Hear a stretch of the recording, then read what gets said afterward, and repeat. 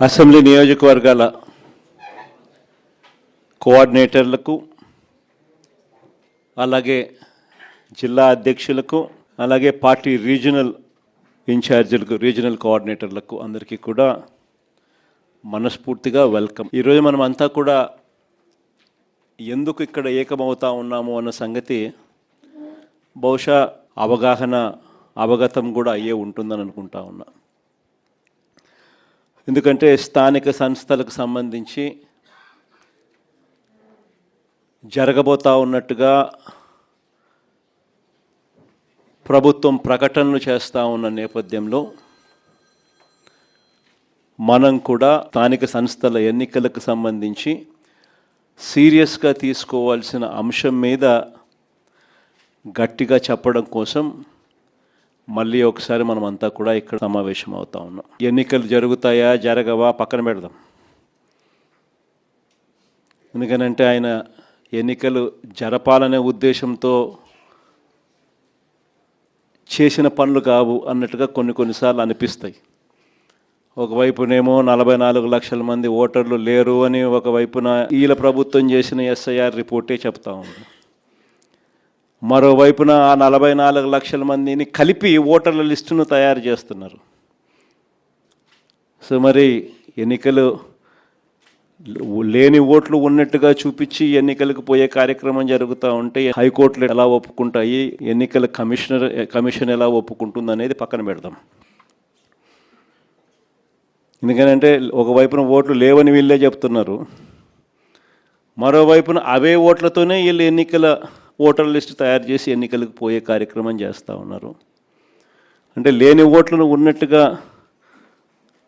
Voter list తయారు చేసుకొని ఎన్నికలకు పోవడం అన్నది చట్ట ప్రకారం నేరం. ఎందుకంటే గోస్ట్ ఓట్స్ను వీళ్ళే దొంగ ఓట్లక వీళ్ళే వేసుకునే ప్రమాదం పొంచి ఉన్నది అని క్రిస్టల్ క్లియర్గా కనిపిస్తూ ఉన్న నేపథ్యంలో, రెండో వైపున బీసీలకు సంబంధించి 34% రిజర్వేషన్స్ అని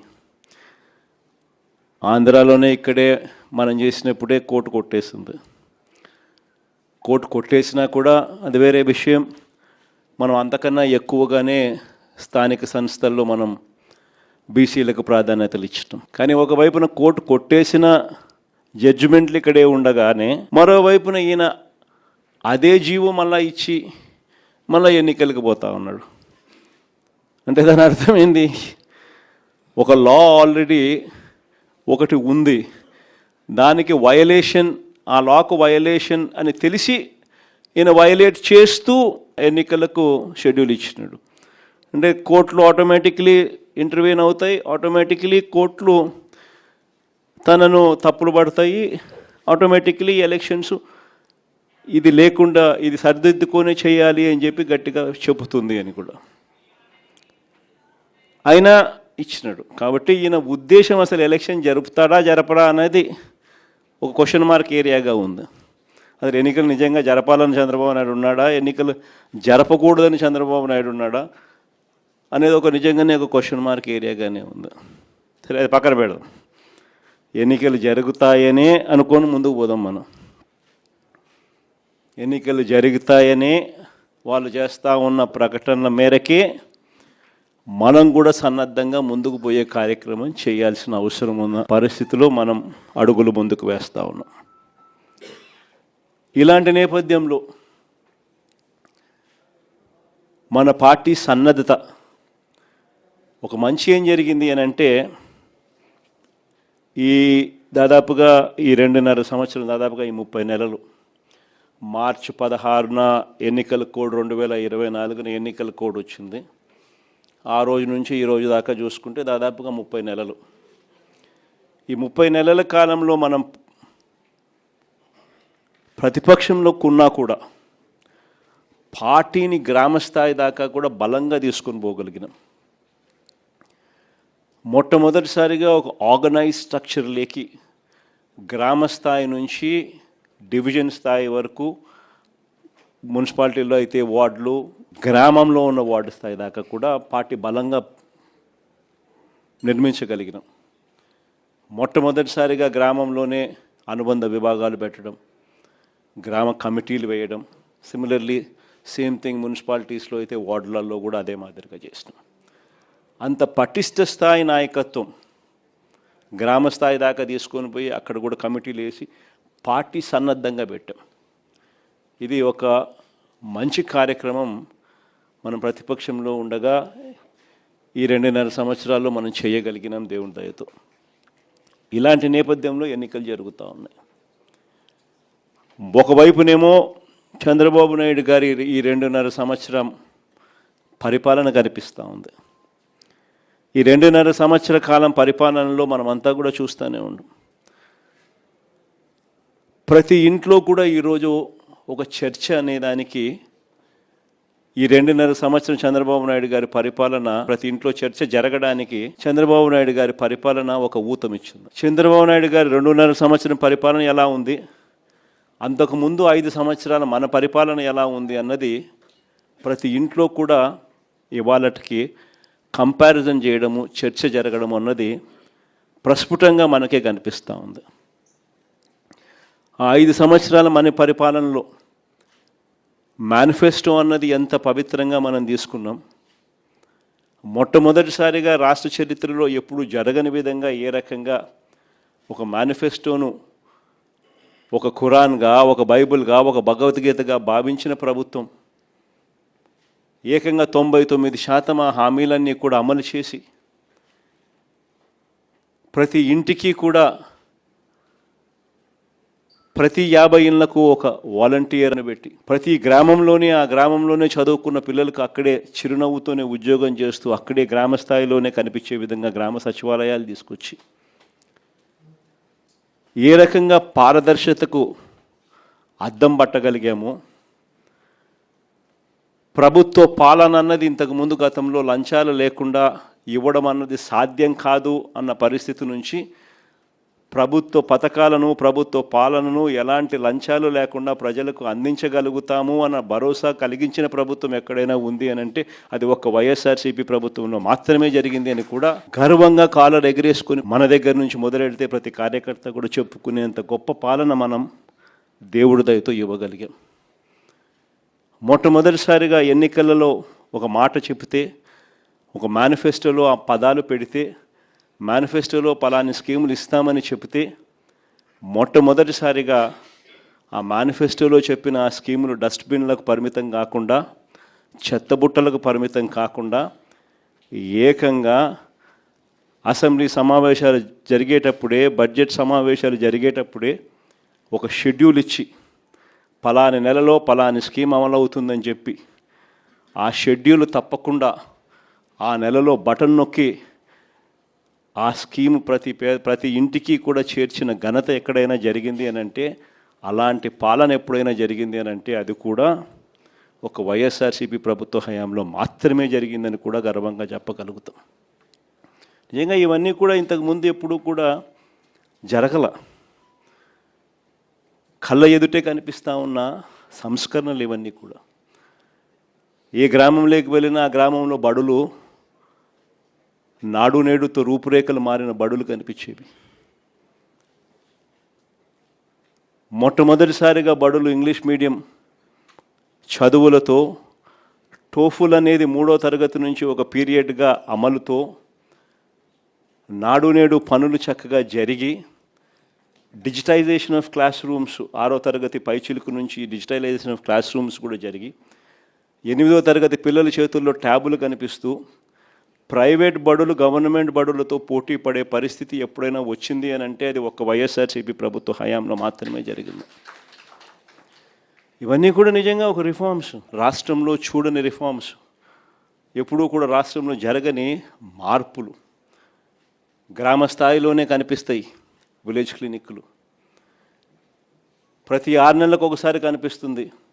ఆ రోజుల్లో విలేజ్ క్లినిక్స్లోనే హెల్త్ క్యాంపులు, గ్రామ స్థాయిలోనే కనిపిస్తుంది ఫ్యామిలీ డాక్టర్ కాన్సెప్ట్లు, ఆరోగ్యశ్రీ పరిధి పెంచిన పరిస్థితులు, 1000 ప్రొసీజర్లను ఏకంగా 3300 ప్రొసీజర్లకు పెంచి 25 లక్షల దాకా పేదలకు ఉచితంగా వైద్యం అందించి, నాడు నేడుతో గవర్నమెంట్ హాస్పిటల్స్ అన్ని రూపురేఖలు మారి 0 వేకెన్సీ పాలసీ తీసుకొని వచ్చి గవర్నమెంట్ హాస్పిటళ్లలో స్పెషలిస్ట్ డాక్టర్లు లేని కొరత, అన్నది ఆంధ్రప్రదేశ్లో కేవలం 4%కు మాత్రమే తీసుకొచ్చిన ఘనత.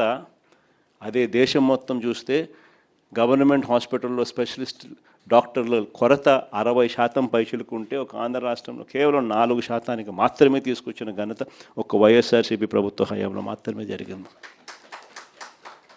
ఇవన్నీ కూడా ఒక చరిత్రే.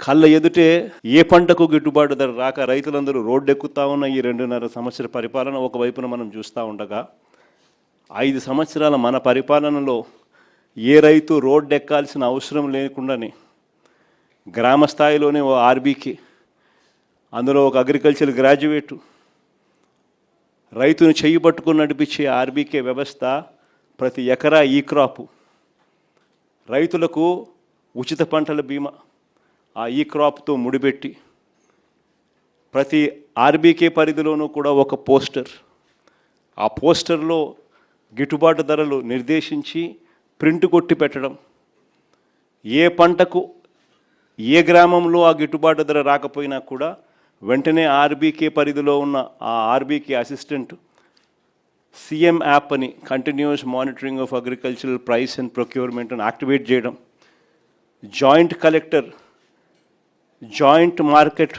జాయింట్ మార్క్ఫెడ్ ఎండీగా తాను ప్రవర్తిస్తూ బాధ్యతలు తీసుకుంటూ వెంటనే ఆ అలర్ట్ వచ్చిన వెంటనే ఆ ఆర్బీకే పరిధిలో తాను ఇంటర్వ్యూన్ అయ్యి ఆ ఆర్బీకే పరిధిలోనే పంటలు కొనుగోలు చేస్తూ కాంపిటీషన్ క్రియేట్ చేసి 5 ఏళ్లలో ఏకంగా 7,800 కోట్లు ఖర్చు చేసి మార్కెట్లో కాంపిటీషన్ క్రియేట్ చేసి రైతులకు గిట్టుబాటు ధర కల్పించిన ప్రభుత్వం ఏదైనా ఉంది అని అంటే అది కూడా మన ప్రభుత్వమే అని కూడా గర్వంగా కూడా చెప్పగలుగుతాం.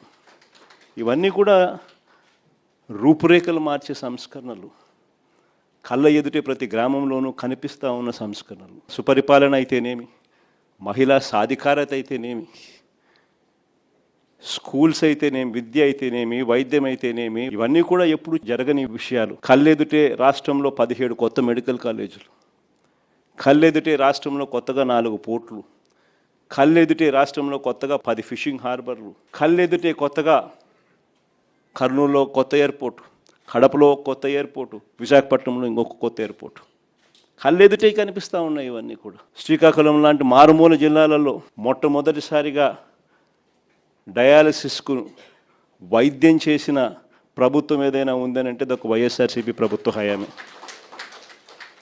సర్ఫేస్ ట్రాన్స్పోర్ట్ వాటర్ ఏకంగా 600 కోట్లు ఖర్చు చేసి సర్ఫేస్ వాటర్ను తీసుకొచ్చి శ్రీకాకుళంలో ఆ ప్రాంతాన్ని సస్యశ్యామలం చేస్తూ తాగడానికి ఆ సర్ఫేస్ వాటర్ ఇచ్చి డయాలసిస్ ప్రాబ్లంకు పర్మనెంట్ సొల్యూషన్ ఇచ్చి డయాలసిస్కు ఒక రీసెర్చ్ ల్యాబొరేటరీ తీసుకొని వచ్చి రీసెర్చ్ ల్యాబొరేటరీ హాస్పిటల్ తీసుకొని వచ్చి ఇవన్నీ ఎప్పుడు జరగల. ఇంతగా ఒక సమస్యల మీద ధ్యాస పెట్టి ఆ సమస్యలకు పరిష్కారం వెతుకుతూ సొల్యూషన్స్ ఇచ్చిన ప్రభుత్వం దేశ చరిత్రలో బహుశా ఏదైనా ఉందో లేదో నాకైతే తెలియదు, కానీ ఆంధ్ర రాష్ట్రంలో మాత్రం ఒక వైఎస్ఆర్సీపీ ప్రభుత్వం మాత్రమే చేసిందని మాత్రం గర్వంగా చెప్పగలుగుతాం. ఇలాంటి 5 సంవత్సరాల మన పరిపాలన, మరోవైపున చంద్రబాబు నాయుడు గారి 2.5 సంవత్సర పరిపాలన. చంద్రబాబు నాయుడు గారు అన్న మాటలు అప్పట్లో జగన్ చేసేటివన్నీ చేస్తాను, జగన్ చేసేటివి కాక ఇంకా అదనంగా ఇవన్నీ ఇస్తాను అని చెప్పిన మనిషి. మనం చెప్పిన ప్రతి పథకము కూడా, మనం చేసేటివన్నీ కూడా ఆయన 3 ఎక్కువ చేస్తానన్నాడు. మనం అమ్మఒడి 15,000 ఇస్తామంటే ఆయన ఇంట్లో ఎంతమంది పిల్లలు ఉంటే అంతమందికి 15,000 అన్నాడు. ఏ ఇంటికి పోయినా కానీ ఆయన కార్యకర్తలు ప్రతి ఇంటికి వెళ్ళి ఒక బాండ్ ఇచ్చేవాళ్ళు, ఆ బాండ్ల మీద సంతకం పెట్టేవాళ్ళు, ఆ బాండ్ల మీద వీళ్ళిద్దరు ఫోటోలు ఉండేటివి. నేను పవన్ కళ్యాణ్ ఇద్దరం మేము ప్రమాణం చేసి చెప్తా ఉన్నాము, ఇవన్నీ మీకు అందరికీ వర్తిస్తాయి, సినిమా స్టార్ట్ జూన్ 2024 అని చెప్పి డేట్ కూడా. ఇంటింటికి ఎవరింటికి పోయినా కూడా జగన్ 15,000 కదమ్మా ఇస్తూ ఉన్నాడు అమ్మఒడి కింద. మీ ఇంట్లో ఎంతమంది అమ్మ పిల్లలు? 1, 2, 3, 4. నీకు 15,000, నీకు 15,000, నీకు 15,000 స్టార్ట్.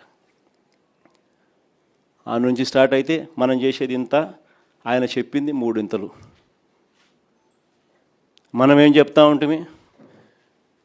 చేయూత కింద ప్రతి 45 ఏళ్ళ వయసు నిండిన ప్రతి అక్కను చేయి పట్టుకొని నడిపిస్తూ ఆ అక్కకు తోడుగా ఉంటూ 18,750 ప్రతి అక్కకు ఇస్తూ 4 ఏళ్ళలో 75,000 రూపాయలు ఇస్తూ వాళ్ళని అమూల్ని తీసుకొని వచ్చి, ఐటీసీ తీసుకొని వచ్చి, ప్రాక్టర్ అండ్ గ్యాంబుల్ తీసుకొని వచ్చి, రిలయన్స్ని తీసుకొని వచ్చి, ఇలాంటి మల్టీనేషనల్ కంపెనీలు తీసుకొని వచ్చి బ్యాంకుల లింకేజ్ ఇచ్చి వాళ్ళందరినీ వాళ్ళ కాళ్ళ మీద నిలబెట్టించే కార్యక్రమం మనం చేస్తే ఈయనేమన్నాడు, జగన్ ఇచ్చేదంతా మా 18,750 ప్రతి 50 ఏళ్ళు నిండిన ప్రతి అక్కకు 50 ఏళ్ళు నిండిందా మీ అత్తకు, మీ అమ్మకు అని ఇంటికి వచ్చి అడిగేవాళ్ళు.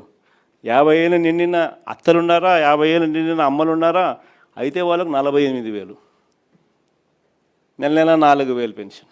నిరుద్యోగ భృతి ఏ పిల్లోడు కనపడినా నిరుద్యోగ భృతి నెల నెల 3,000, ఏ పిల్లాడు కనపడినా సంవత్సరానికి 36,000. జగన్ ఇవ్వలేదు కదమ్మా మేము ఇస్తాము.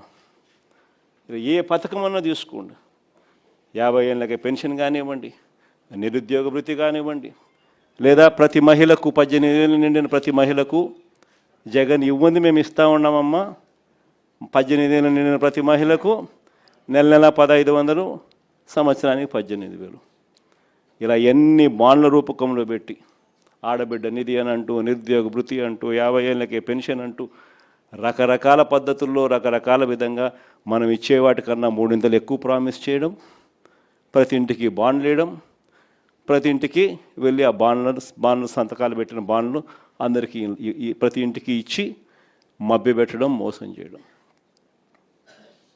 ఇవన్నీ కూడా జరిగాయి. ప్రజలు మోసపోయినారు, ప్రజలు నమ్మినారు, ప్రజలు ఇవాళ తెలుసుకున్నారు. ఈ 2.5 సంవత్సర కాలంలో ప్రజలు అందుకనే ప్రతి ఇంట్లో బేరీజు వేస్తూ ఉన్నారు. మన వైఎస్ఆర్సీపీ ప్రభుత్వ హయాంలో ఎలా పరిపాలన జరిగింది, ఇప్పుడు ఎలా జరిగింది అని చెప్పి. ఈరోజు ఒకవైపున చంద్రబాబు నాయుడు చెప్పిన ప్రతి పథకము మోసం కింద తయారైన పరిస్థితులు ఒకవైపున ఉంటే, మరోవైపున చంద్రబాబు నాయుడు గారి అరాచక పాలనలో, రెడ్ బుక్ రాజ్యాంగంలో వ్యవస్థలన్నీ కూడా పూర్తిగా కుప్పకూలిపోయినాయి. ఈరోజు స్కూళ్ళన్నీ కూడా శిథిలావస్థకు చేరిన పరిస్థితులు, హాస్పిటల్స్ అన్నీ కూడా శిథిలావస్థకు చేరిన పరిస్థితులు, ఆరోగ్యశ్రీ ఫీజు రీయింబర్స్మెంట్ వంటి బకాయిలు ఏకంగా పేరుకుపోయి పిల్లలు చదువులు మానేస్తూ ఉన్న పరిస్థితులు, పేదవాడు హాస్పిటల్కి పోలేని పరిస్థితులు ఈరోజు కనిపిస్తూ ఉన్నాయి. వ్యవసాయం పూర్తిగా తిరోగమనం, ఏ పంటకు గిట్టుబాటు ధరలు రాక రైతులు తెగమ్ముకుంటా ఉన్న పరిస్థితులు, ఆర్బీకేలు నిర్వీర్యం, ఈ క్రాప్ నిర్వీర్యం, ఉచిత పంటల బీమా నిర్వీర్యం, వ్యవస్థలన్నీ పూర్తిగా కుప్పకూలిపోయినాయి. మరోవైపు మహిళా సాధికారత చూస్తే చివరికి స్కీముల కథ దేవుడెరుగు, మనం ఇస్తా ఉన్న స్కీములు రద్దు కావడం దేవుడెరుగు, వీళ్ళు ఇస్తామని చెప్పిన హామీలు మోసంగా తేలడం అన్నది దేవుడెరుగు. చివరికి మహిళలకు 0 వడ్డీ సైతం కూడా ఎగరగొట్టి మహిళలను రోడ్డు పాలు చేసిన పరిస్థితి ఈరోజు కనిపిస్తూ ఉంది. ఇవన్నీ ఒకవైపున కనిపిస్తూ ఉన్నాయి. మరోవైపున చూస్తే ఎవరైనా క్వశ్చన్ చేస్తే, ఎవరైనా ప్రశ్నిస్తే వినిపించేది ఏమిటి అని అంటే కేసులు, అది అక్రమ కేసులు. ఎవరి మీదైనా కానీ అక్రమ కేసులు, ఎవరినైనా కూడా భయంతో వాళ్ళని లొంగ తీసుకునే కార్యక్రమాలు ఇవి కనిపిస్తూ ఉన్నాయి. ఇలాంటి పాలనకు మన పాలనకు మధ్య ఈరోజు ప్రతి ఇంట్లో చర్చ జరుగుతూ ఉన్న నేపథ్యంలో ఈ ఎన్నికలు జరుగుతూ ఉన్నాయి. సో ప్రజల మన వైపు ఉన్నారు. ఫ్రీగా ఫేర్గా ఎన్నికలు జరిగితే 2.5 సంవత్సరానికే చంద్రబాబు నాయుడు గారిని ప్రజలు ఇంటికి పంపించే విధంగా ప్రజలు మ్యాండేట్ ఇచ్చే ఎన్నికలు కాబోతాయి. కానీ మనందరికీ తెలిసిన ఎక్స్పీరియన్సే, మనందరికీ తెలిసిన విషయాలే. చంద్రబాబు నాయుడు ఫ్రీగా ఫేర్గా ఎన్నికలు జరగనివ్వడు అని చెప్పి, ఇవన్నీ మనందరికీ తెలిసిన విషయాలే. మొన్ననే మనం చూసినాం, ఉప ఎన్నికలు జరిగినప్పుడు ఎంపీటీసీ, ఎంపీపీలు ఎన్నికలు కానీ, మున్సిపాలిటీలు కానీ, జెడ్పీ చైర్మన్లు కానీ మన కళ్ళ ఎదుటే మనం అంతా చూసాం. మేయర్లు కానీ బలవంతంగా ఏ మాదిరిగా అధికార దుర్వినియోగం చేసి చంద్రబాబు నాయుడు గారు ఏ రకంగా దౌర్జన్యం చేసి, ప్రలోభాలు పెట్టి దౌర్జన్యం చేసి ఏ రకంగా ఎన్నికలు రిగ్ చేసే కార్యక్రమం చేస్తాడో మనం అంతా కూడా చూసాం. ఇలాంటి పరిస్థితుల్లో ఎన్నికలు జరుగుతూ ఉన్నాయి. అందుకనే ఇక్కడ ఎన్నికల విషయంలో జాగ్రత్తలు తీసుకోవాల్సిన అవసరం చాలా ఉంది. ఎన్నికల్లో ప్రతి ఒక్కళ్ళం కూడా ఆషామాషిగా తీసుకోవాల్సిన ఎన్నిక కానే కావు. ఎక్కడైనా ఏ కాన్స్టిట్యున్సీలో అయినా కూడా ప్రతి ఒక్కరూ గుర్తుపెట్టుకోవాల్సింది ఏంటంటే కార్యకర్తల కోసం మనం నిలబడే ఎన్నిక ఈ ఎన్నికలు అనేది ప్రతి ఒక్కరూ గుర్తుపెట్టుకోవాలి. గెలుపు ఓటమి పక్కన పెట్టేసేద్దాం. చంద్రబాబు నాయుడు గారు దౌర్జన్యాలు ఏం చేస్తాడో, ఎలా చేస్తాడో, ఏం చేస్తాడో, ఏ మేరకు చేస్తాడో వేరే విషయం. కానీ ఆ కార్యకర్తకు దౌర్జన్యం చేసిన మా నాయకుడు మాకు తోడుగా ఉన్నాడు అన్న భరోసా ఆ కార్యకర్త కలగాల. నన్ను ఓడించడం కోసం, ఒక చిన్న కార్యకర్తలైన నన్ను ఓడించడం కోసం చంద్రబాబు నాయుడు గారు ఇంత అధికార దుర్వినియోగం చేసినా కూడా మా నాయకుడు నాతోనే ఉన్నాడు అన్న భరోసా మీలో ప్రతి ఒక్కరూ కూడా ప్రతి కార్యకర్తకు కలిగించాల్సిన ఎన్నిక ఈ ఎన్నిక అనేది గుర్తుపెట్టుకోండి. అలా భావన వచ్చినప్పుడే రేపొద్దున మీ ఎన్నికల్లో ఆ కార్యకర్త మీకోసం రెట్టించిన ఉత్సాహంతో మీకోసం పనిచేస్తాడు అన్నది ప్రతి ఒక్కరూ గుర్తుపెట్టుకోవాల్సిన అంశం. ఇక్కడ ఈ విషయంలోనే చెప్తా ఉన్నా, చంద్రబాబు నాయుడు గారు డైరెక్ట్ ఎలక్షన్స్ కూడా పెట్టడానికి కూడా అనౌన్స్మెంట్స్ చేస్తూ ఉన్నాడు. ఒక రకంగా ఇది మనకు మంచిది, నిజంగా డైరెక్ట్ ఎలక్షన్ జరగడం అన్నది కూడా. ఎందుకంటే కనీసం ఒక బలమైన అభ్యర్థి ఆ డైరెక్ట్ ఎలక్షన్స్లో పోటీలో గట్టిగా నిలబడితే ఆ మున్సిపాలిటీకి చైర్మన్గానో, లేకపోతే ఆ మండలానికి ఎంపీపీగానో, లేకపోతే జెడ్పీ చైర్మన్గా అయినా కానీ, లేకపోతే మేయర్గా అయినా కానీ, ఇంకొకటైనా ఎక్కడైనా కూడా ఒక బలమైన అభ్యర్థి అక్కడ పోటీలో నిలబడితే కనీసం మిగిలిన స్థానాలకు ఆ బలమైన వ్యక్తి సూపర్విజన్ ఉంటుంది, మానిటరింగ్ ఉంటుంది అన్నది మనకు కలిసి వచ్చిన అంశం. బలమైన అభ్యర్థులు అక్కడ పోటీలో ఖచ్చితంగా మనం కూడా నిలబెట్టాలి. మున్సిపాలిటీలకు కానీ డైరెక్ట్ ఎలక్షన్స్ కాబట్టి ఆ మండలానికి కానీ బలమైన క్యాండిడేట్ను మనం తీసుకొని వచ్చి పెట్టాలి.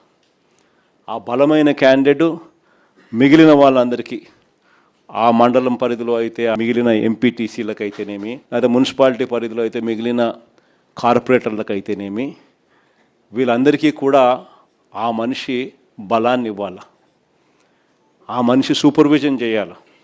ఆ మనిషి సూపర్విజను, ఆ మనిషి బలాన్ని రెండింటినీ కూడా కార్యకర్తలకు ఇవ్వగలిగితే ఒక బలమైన క్యాండిడేట్ గెలుచుకొని వస్తాడు అనేది గుర్తుపెట్టుకోవాల్సిన అంశం. ఈ ఎన్నికల్లో మనం గెలిపించుకునేది మన కార్యకర్తలను. ఈ ఎన్నికలు జరగాల్సింది ఆ కార్యకర్తలకు భరోసా ఇచ్చే విధంగా జరగాలి. ప్రజల వాయిస్ వినిపించే విధంగా ప్రజలకు మనం తోడుగా నిలబడగలగాలి. అది ఖచ్చితంగా గుర్తుపెట్టుకోవాల్సిన అంశం. ఎక్కడైనా కూడా మీ నియోజకవర్గాలలో ఎక్కడైనా కూడా ఏకగ్రీవంగా ఎక్కడైనా ఎన్నిక జరిగితే మాత్రం నన్ను అడగాల్సిన పనిలా క్యాండిడేట్ ఆ తర్వాత ఎన్నికల్లో పోటీ చేయడని మీరే గుర్తుపెట్టుకోండి. ఎక్కడైనా పోటీ జరగకోకుండా ఏకగ్రీవంగా ఇడిచిపెట్టినారంటే మాత్రం ఆ తర్వాత క్యాండిడేట్ ఎమ్మెల్యే ఎలక్షన్లో క్యాండిడేట్ కాడు అనేది గుర్తుపెట్టుకోండి. అంత ప్రస్ఫుటంగా, అంత క్రిస్టల్ క్లియర్గా చెప్తా ఉన్నా. ప్రతి చోట పోటీ జరగాల. ఎన్నికలు అయిపోయిన తర్వాత కూడా నేను రిపోర్ట్లు తెప్పించుకుంటాం. మీ ఎమ్మెల్యే క్యాండిడేట్ ప్రతి చోట పోటీకి నిలబెట్టాడా, క్యాండిడేట్ నిలబెట్టలేదా అనేది పోటీ రిపోర్ట్లు తెప్పించుకుంటాం. నిలబెట్టిన తర్వాత మీ ఎమ్మెల్యే క్యాండిడేట్ ఆ క్యాండిడేట్లకు ఏ విధమైన సపోర్ట్ ఇచ్చినాడు, సపోర్ట్ బాగా ఇచ్చాడా, బలంగా నిలబడ్డా మీతో పాటు, అవునా కాదా అన్న రిపోర్ట్లు కూడా తెప్పించుకుంటాం. ఖచ్చితంగా ఆ మేరకు పాజిటివిటీ మీ దగ్గర నుంచి రావాలి. ఈ ఎన్నికలు మన కార్యకర్తల కోసం గట్టిగా నిలబడితేనే కార్యకర్తలు మన ఎన్నికల్లో మన కోసం గట్టిగా నిలబడతారు అన్నది ప్రతి ఎమ్మెల్యే క్యాండిడేట్ కూడా తన సిస్టంలోకి జీర్ణించుకోవాల్సిన అవసరం ఉన్న అంశం. వెన్నుపోటు పాలన అన్న దాని మీద మన గ్రామ కమిటీల దగ్గర నుంచి, మన అనుబంధ విభాగాల దగ్గర నుంచి ఇవన్నీ కూడా ప్రతి ఊర్లోనూ కూడా క్యాంపెయిన్కు పోవాల్సిన అంశాలు. ప్రతి ఊరిలో కూడా వీళ్ళకి మెటీరియల్ కూడా కావాలి. ప్రతి ఇంటికి వెళ్ళాలి. వెళ్ళినప్పుడు చంద్రబాబు నాయుడు గారి పాలన, మన పాలనకు సంబంధించి తేడాలు ఇవన్నీ కూడా చెప్పగలగాలి. వాటికి సంబంధించిన అన్ని విషయాలు కూడా మీ ద్వారా పార్టీ క్యాడర్కు మొత్తం అందుబాటులోకి తీసుకొచ్చే కార్యక్రమం చేస్తున్నాం. మన గుర్తింపు కార్డ్స్ అన్నీ కూడా తయారైపోయాయి. దాదాపుగా 14-15 లక్షల గుర్తింపు కార్డులన్నీ కూడా మన క్యాడర్కి అంతా గ్రామ స్థాయి వరకు మనం ఏదైతే అనుబంధ విభాగాలు తీసుకుని పోయే కార్డులన్నీ కూడా తయారైపోయాయి. సో ఆ కార్డులు మనం డిస్ట్రిబ్యూట్ చేయడం కూడా ఇందులో భాగంగా కూడా మనం పెట్టుకోవచ్చు మన ప్రోగ్రాంలలో.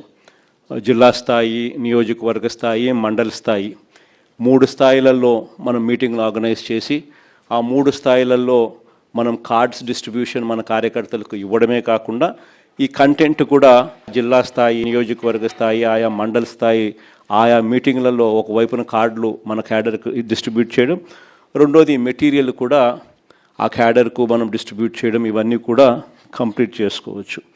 ఇవన్నీ కూడా క్యూఆర్ కోడ్తో కూడా ఉన్నాయి కాబట్టి ప్రతి క్యాడర్ కూడా తన ఫోన్లోనే డౌన్లోడ్ చేసుకునే వెసులుబాటు కూడా తనకు ఉంటుంది. ఇంకొకటి ఏమిటంటే వెరీ ఇంపార్టెంట్ విషయం ఏంటంటే ప్రతి నియోజకవర్గంలో కూడా ప్రతి MLA candidate legal cell, media cell ఈ రెండింటినీ కూడా వెంటనే స్ట్రెంథన్ చేసుకోవాలి.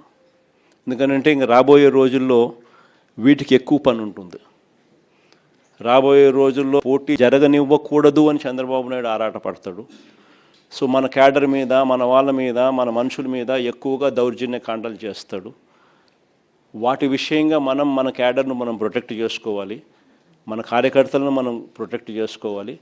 ఒకవైపున ప్రొటెక్ట్ చేసుకుంటూ మరోవైపున ప్రతి ఇంటికి కూడా చంద్రబాబు నాయుడు చేస్తూ ఉన్న పరిపాలన మీద ప్రతి ఇంటికి తీసుకొని పోతూ క్యాంపెయిన్ మెటీరియల్ కూడా తీసుకొని పోయి ప్రతి ఇంటిని అవేర్నెస్లో క్రియేట్ చేస్తూ ఉండగానే మరోవైపున మన క్యాడర్ను కూడా మనం గట్టిగా ప్రొటెక్ట్ చేసుకోవాలి అని అంటే ఖచ్చితంగా లీగల్ సెల్, మీడియా సెల్ ప్రతి నియోజకవర్గంలో స్ట్రెంథన్ కావాలి.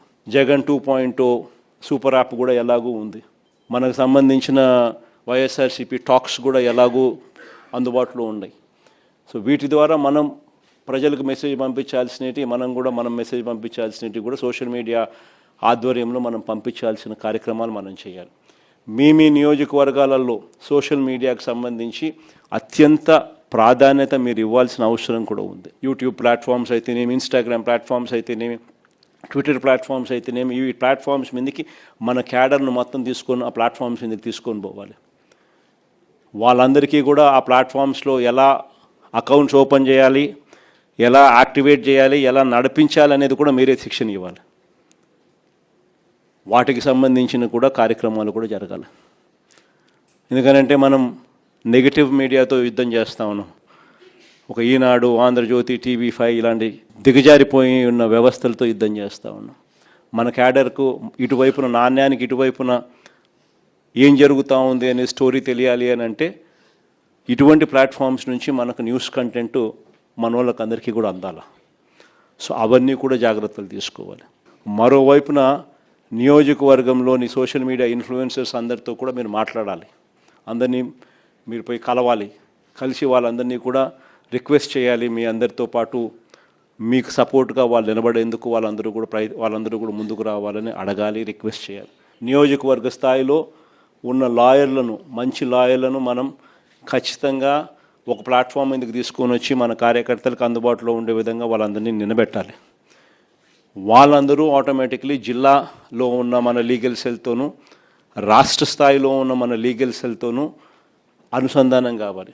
ఈ సోషల్ మీడియా కానీ, ఈ లీగల్ సెల్ కానీ ఇవన్నీ కూడా మీ దగ్గర నుంచి జిల్లా స్థాయి నుంచి రాష్ట్ర స్థాయి దాకా కూడా అన్నీ కూడా అనుసంధానమై ఒకటిగా పనిచేయాలి.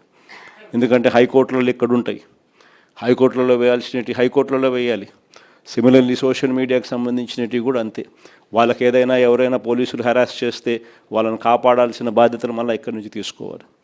కాబట్టి ఈ లీగల్ సెల్లు, మీడియా సెల్స్ మీరు జిల్లా స్థాయి అండ్ రాష్ట్ర స్థాయి అన్నీ కూడా ఒకటిగా తయారై, ఒక యూనిట్గా తయారై ప్రతి నియోజకవర్గంలోనూ యాక్టివ్గా ఉంటూ అన్నీ కూడా కలిసికట్టుగా పనిచేసేటట్టుగా చర్యలు తీసుకోవాలి. ఎక్కడైనా మీ నియోజకవర్గాలలో మీరు ఎవరైనా ఈ విషయాల మీద యాక్టివ్గా లేకపోతే దయచేసి ఇప్పుడైనా కూడా గేర్ మార్చండి. రెండో important point door to door campaign. ఇది కూడా ప్రతి ఇంటికి చేరాలి. ప్రతి ఇంటికి మన కార్యకర్త వెళ్ళి ప్రతి ఇంటికి కూడా మన ప్రభుత్వానికి ఈ ప్రభుత్వానికి మధ్య తేడాలు ఏమిటి అన్నట్టు కూడా ప్రతి ఇంట్లో వివరించాలి. ఇది నెంబర్ 2 కూడా వెరీ వెరీ ఇంపార్టెంట్ కార్యక్రమం. ఖచ్చితంగా ఈ రెండు కూడా కరెక్ట్గా జరిగేటట్టుగా చూసుకోండి. మూడో వెరీ ఇంపార్టెంట్ పాయింట్ ఏంటంటే క్యాండిడేట్ బలం. లోకల్ బాడీ ఎన్నికల్లో ప్రతి ఒక్కరూ గుర్తుపెట్టుకోండి, క్యాండిడేట్ బలం అన్నది కూడా చాలా చాలా ఇంపార్టెంట్ డెసిషన్ అవుతుంది. చిన్న ఎలక్టోరల్ బేస్ కాబట్టి క్యాండిడేట్ అనేవాడు కూడా క్రిటికల్ అవుతాడు. అక్కడ మనము ఎటువంటి భావోద్వేగాలకు పోవడము, ఎటువంటి ఈగోకు మనం పోకుండా అందరినీ కలుపుకొని పోయే విధంగా మనం కూడా ఉండాలి అనేది ప్రతి ఒక్కరు గుర్తుపెట్టుకోండి. ఎందుకనంటే 9 ఓట్లతో ఓడిపోయిన కేసులు ఉన్నాయి, 9 ఓట్లతో గెలిచిన కేసులు కూడా చాలా ఉన్నాయి.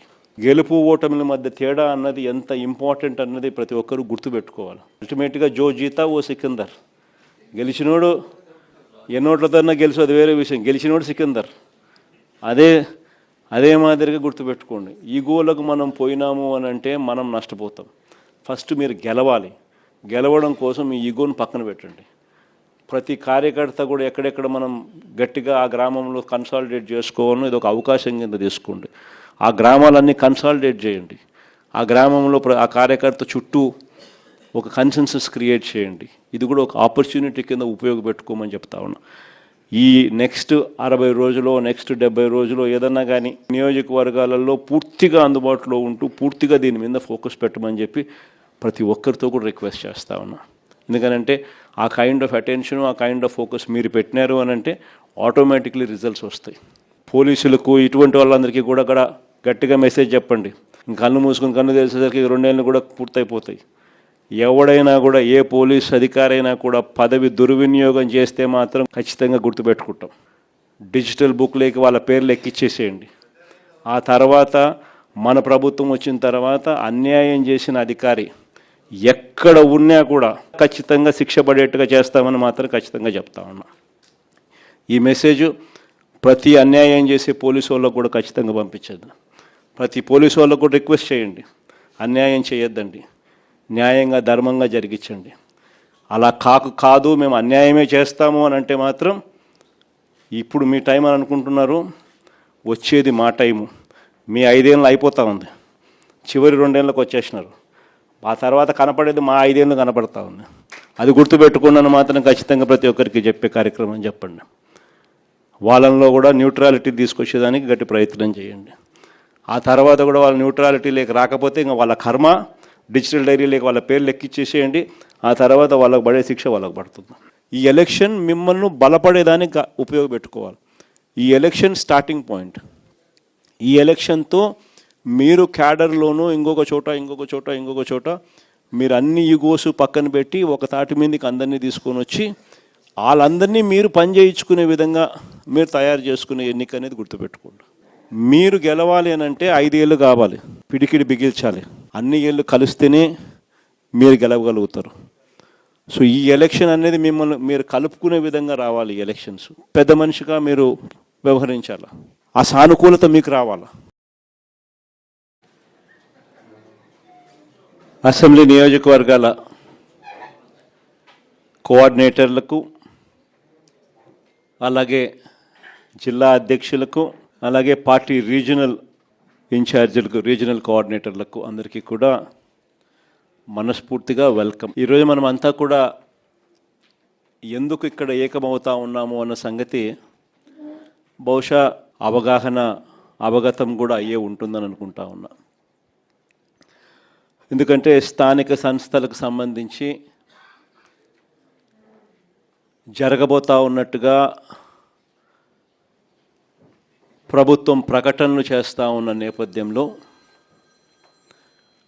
మనం కూడా స్థానిక సంస్థల ఎన్నికలకు సంబంధించి సీరియస్గా తీసుకోవాల్సిన అంశం మీద గట్టిగా చెప్పడం కోసం మళ్ళీ ఒకసారి మనం అంతా కూడా ఇక్కడ సమావేశం అవుతా ఉన్నాం. ఎన్నికలు జరుగుతాయా జరగవా పక్కన పెడదాం. ఎందుకనంటే ఆయన ఎన్నికలు జరపాలనే ఉద్దేశంతో చేసిన పనులు కావు అన్నట్టుగా కొన్నిసార్లు అనిపిస్తాయి. ఒకవైపునేమో 44 లక్షల మంది ఓటర్లు లేరు అని ఒకవైపున వీళ్ళ ప్రభుత్వం చేసిన ఎస్ఐఆర్ రిపోర్టే చెప్తా ఉంది. మరోవైపున ఆ 44 లక్షల మందిని కలిపి ఓటర్ల లిస్టును తయారు చేస్తున్నారు. సో మరి ఎన్నికలు లేని ఓట్లు ఉన్నట్టుగా చూపించి ఎన్నికలకు పోయే కార్యక్రమం జరుగుతూ ఉంటే హైకోర్టులు ఎలా ఒప్పుకుంటాయి, ఎన్నికల కమిషన్ ఎలా ఒప్పుకుంటుంది అనేది పక్కన పెడదాం.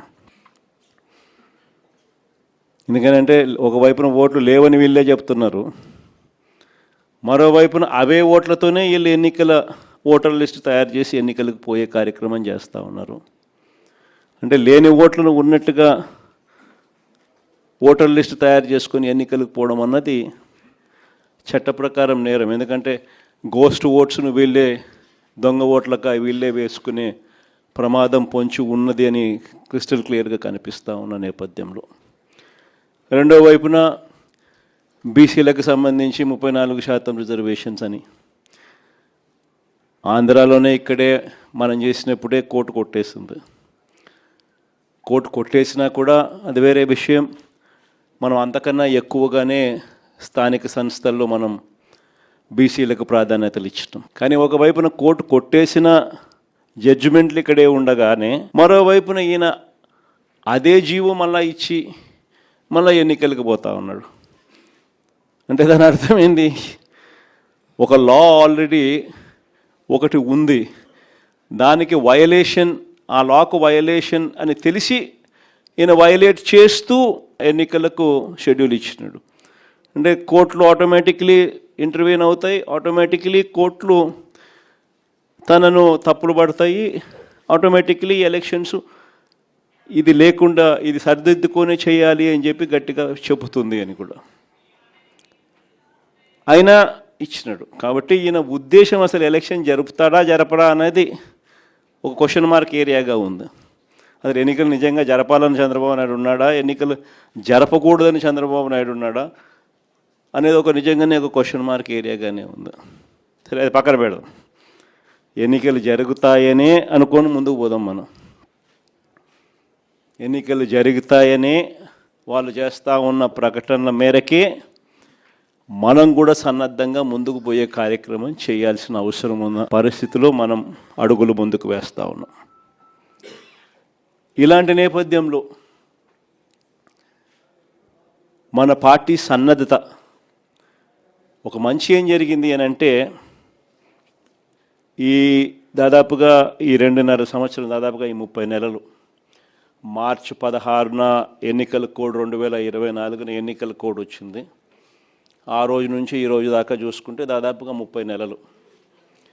ఈ 30 నెలల కాలంలో మనం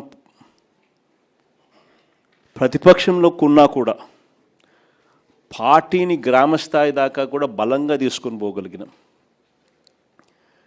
మొట్టమొదటిసారిగా ఒక ఆర్గనైజ్ స్ట్రక్చర్లోకి గ్రామ స్థాయి నుంచి డివిజన్ స్థాయి వరకు, మున్సిపాలిటీలో అయితే వార్డులు, గ్రామంలో ఉన్న వార్డు స్థాయి దాకా కూడా పార్టీ బలంగా నిర్మించగలిగినాం. మొట్టమొదటిసారిగా గ్రామంలోనే అనుబంధ విభాగాలు పెట్టడం, గ్రామ కమిటీలు వేయడం. సిమిలర్లీ సేమ్ థింగ్ మున్సిపాలిటీస్లో అయితే వార్డులలో కూడా అదే మాదిరిగా చేసినాం. అంత పటిష్ట స్థాయి నాయకత్వం గ్రామ స్థాయి దాకా తీసుకొని పోయి అక్కడ కూడా కమిటీలు వేసి పార్టీ సన్నద్ధంగా పెట్టాం. ఇది ఒక మంచి కార్యక్రమం. మనం ప్రతిపక్షంలో ఉండగా ఈ 2.5 సంవత్సరాల్లో మనం చేయగలిగినాం దేవుని దయతో. ఇలాంటి నేపథ్యంలో ఎన్నికలు జరుగుతూ ఉన్నాయి. ఒకవైపునేమో చంద్రబాబు నాయుడు గారి ఈ 2.5 సంవత్సరం పరిపాలన కనిపిస్తూ ఉంది. ఈ 2.5 సంవత్సర కాలం పరిపాలనలో మనమంతా కూడా చూస్తూనే ఉన్నాం. ప్రతి ఇంట్లో కూడా ఈరోజు ఒక చర్చ అనేదానికి, ఈ 2.5 సంవత్సరం చంద్రబాబు నాయుడు గారి పరిపాలన, ప్రతి ఇంట్లో చర్చ జరగడానికి చంద్రబాబు నాయుడు గారి పరిపాలన ఒక ఊతం ఇచ్చింది. చంద్రబాబు నాయుడు గారి 2.5 సంవత్సరం పరిపాలన ఎలా ఉంది, అంతకుముందు 5 సంవత్సరాల మన పరిపాలన ఎలా ఉంది అన్నది ప్రతి ఇంట్లో కూడా ఇవాళకి కంపారిజన్ చేయడము, చర్చ జరగడం అన్నది ప్రస్ఫుటంగా మనకే కనిపిస్తూ ఉంది. ఆ 5 సంవత్సరాల మన పరిపాలనలో మేనిఫెస్టో అన్నది ఎంత పవిత్రంగా మనం తీసుకున్నాం. మొట్టమొదటిసారిగా రాష్ట్ర చరిత్రలో ఎప్పుడు జరగని విధంగా ఏ రకంగా ఒక మేనిఫెస్టోను ఒక ఖురాన్గా, ఒక బైబిల్గా, ఒక భగవద్గీతగా భావించిన ప్రభుత్వం ఏకంగా 99% ఆ హామీలన్నీ కూడా అమలు చేసి ప్రతి ఇంటికి కూడా ప్రతి 50 ఇళ్లకు ఒక వాలంటీర్ని పెట్టి ప్రతి గ్రామంలోనే ఆ గ్రామంలోనే చదువుకున్న పిల్లలకు అక్కడే చిరునవ్వుతోనే ఉద్యోగం చేస్తూ అక్కడే గ్రామ స్థాయిలోనే కనిపించే విధంగా గ్రామ సచివాలయాలు తీసుకొచ్చి ఏ రకంగా పారదర్శకతకు అద్దం పట్టగలిగామో, ప్రభుత్వ పాలన అన్నది ఇంతకుముందు గతంలో లంచాలు లేకుండా ఇవ్వడం అన్నది సాధ్యం కాదు అన్న పరిస్థితి నుంచి ప్రభుత్వ పథకాలను ప్రభుత్వ పాలనను ఎలాంటి లంచాలు లేకుండా ప్రజలకు అందించగలుగుతాము అన్న భరోసా కలిగించిన ప్రభుత్వం ఎక్కడైనా ఉంది అని అంటే అది ఒక్క వైఎస్ఆర్సీపీ ప్రభుత్వంలో మాత్రమే జరిగింది అని కూడా గర్వంగా కాలర్ ఎగిరేసుకుని మన దగ్గర నుంచి మొదలెడితే ప్రతి కార్యకర్త కూడా చెప్పుకునేంత గొప్ప పాలన మనం దేవుడి దయతో ఇవ్వగలిగాం. మొట్టమొదటిసారిగా ఎన్నికలలో ఒక మాట చెబితే, ఒక మేనిఫెస్టోలో ఆ పదాలు పెడితే, మేనిఫెస్టోలో పలాని స్కీములు ఇస్తామని చెబితే మొట్టమొదటిసారిగా ఆ మేనిఫెస్టోలో చెప్పిన ఆ స్కీములు డస్ట్బిన్లకు పరిమితం కాకుండా, చెత్తబుట్టలకు పరిమితం కాకుండా ఏకంగా అసెంబ్లీ సమావేశాలు జరిగేటప్పుడే, బడ్జెట్ సమావేశాలు జరిగేటప్పుడే ఒక షెడ్యూల్ ఇచ్చి పలాని నెలలో పలాని స్కీమ్ అమలవుతుందని చెప్పి ఆ షెడ్యూల్ తప్పకుండా ఆ నెలలో బటన్ నొక్కి ఆ స్కీమ్ ప్రతి ఇంటికి కూడా చేర్చిన ఘనత ఎక్కడైనా జరిగింది అని అంటే, అలాంటి పాలన ఎప్పుడైనా జరిగింది అని అంటే అది కూడా ఒక వైఎస్ఆర్సీపీ ప్రభుత్వ హయాంలో మాత్రమే జరిగిందని కూడా గర్వంగా చెప్పగలుగుతాం. నిజంగా ఇవన్నీ కూడా ఇంతకుముందు ఎప్పుడూ కూడా జరగల. కళ్ళ ఎదుటే కనిపిస్తూ ఉన్న సంస్కరణలు ఇవన్నీ కూడా. ఏ గ్రామంలోకి వెళ్ళినా ఆ గ్రామంలో బడులు నాడు నేడుతో రూపురేఖలు మారిన బడులు కనిపించేవి. మొట్టమొదటిసారిగా బడులు ఇంగ్లీష్ మీడియం చదువులతో, టోఫుల్ అనేది 3వ తరగతి నుంచి ఒక పీరియడ్గా అమలుతో, నాడు నేడు పనులు చక్కగా జరిగి, డిజిటైజేషన్ ఆఫ్ క్లాస్ రూమ్స్ 6వ తరగతి పైచిలుకు నుంచి డిజిటైజేషన్ ఆఫ్ క్లాస్ రూమ్స్ కూడా జరిగి, 8వ తరగతి పిల్లల చేతుల్లో ట్యాబులు కనిపిస్తూ ప్రైవేట్ బడులు గవర్నమెంట్ బడులతో పోటీ పడే పరిస్థితి ఎప్పుడైనా వచ్చింది అని అంటే అది ఒక వైఎస్ఆర్సీపీ ప్రభుత్వ హయాంలో మాత్రమే జరిగింది. ఇవన్నీ కూడా నిజంగా ఒక రిఫార్మ్స్, రాష్ట్రంలో చూడని రిఫార్మ్స్, ఎప్పుడూ కూడా రాష్ట్రంలో జరగని మార్పులు. గ్రామ స్థాయిలోనే కనిపిస్తాయి విలేజ్ క్లినిక్లు. ప్రతి 6 నెలలకు ఒకసారి కనిపిస్తుంది. ఆ రోజుల్లో విలేజ్ క్లినిక్స్లోనే హెల్త్ క్యాంపులు, గ్రామ స్థాయిలోనే కనిపిస్తుంది ఫ్యామిలీ డాక్టర్ కాన్సెప్ట్లు, ఆరోగ్యశ్రీ పరిధి పెంచిన పరిస్థితులు, 1000 ప్రొసీజర్లను ఏకంగా 3300 ప్రొసీజర్లకు పెంచి 25 లక్షల దాకా పేదలకు ఉచితంగా వైద్యం అందించి, నాడు నేడుతో గవర్నమెంట్ హాస్పిటల్స్ అన్ని రూపురేఖలు మారి 0 వేకెన్సీ పాలసీ తీసుకొని వచ్చి గవర్నమెంట్ హాస్పిటళ్లలో స్పెషలిస్ట్ డాక్టర్లు లేని కొరత అన్నది ఆంధ్రప్రదేశ్లో కేవలం 4% మాత్రమే తీసుకొచ్చిన ఘనత. అదే దేశం మొత్తం చూస్తే గవర్నమెంట్ హాస్పిటల్లో స్పెషలిస్ట్ డాక్టర్ల కొరత 60% పైచిలుకుంటే ఒక ఆంధ్ర రాష్ట్రంలో కేవలం 4% మాత్రమే తీసుకొచ్చిన ఘనత ఒక వైఎస్ఆర్సీపీ ప్రభుత్వ హయాంలో మాత్రమే జరిగింది. ఇవన్నీ కూడా ఒక చరిత్రే. కళ్ళ ఎదుటే ఏ పంటకు గిట్టుబాటు ధర రాక రైతులందరూ రోడ్డెక్కుతా ఉన్న ఈ 2.5 సంవత్సర పరిపాలన ఒకవైపున మనం చూస్తూ ఉండగా, 5 సంవత్సరాల మన పరిపాలనలో ఏ రైతు రోడ్డు ఎక్కాల్సిన అవసరం లేకుండానే గ్రామ స్థాయిలోనే ఓ ఆర్బీకే, అందులో ఒక అగ్రికల్చర్ గ్రాడ్యుయేటు, రైతును చెయ్యి పట్టుకుని నడిపించే ఆర్బీకే వ్యవస్థ, ప్రతి ఎకరా ఈ క్రాపు, రైతులకు ఉచిత పంటల బీమా ఆ ఈ క్రాప్తో ముడిపెట్టి, ప్రతి ఆర్బీకే పరిధిలోనూ కూడా ఒక పోస్టర్, ఆ పోస్టర్లో గిట్టుబాటు ధరలు నిర్దేశించి ప్రింట్ కొట్టి పెట్టడం, ఏ పంటకు ఏ గ్రామంలో ఆ గిట్టుబాటు ధర రాకపోయినా కూడా వెంటనే ఆర్బీకే పరిధిలో ఉన్న ఆ ఆర్బీకే అసిస్టెంట్ సీఎం యాప్ అని continuous monitoring of agricultural price and procurement అని యాక్టివేట్ చేయడం, జాయింట్ కలెక్టర్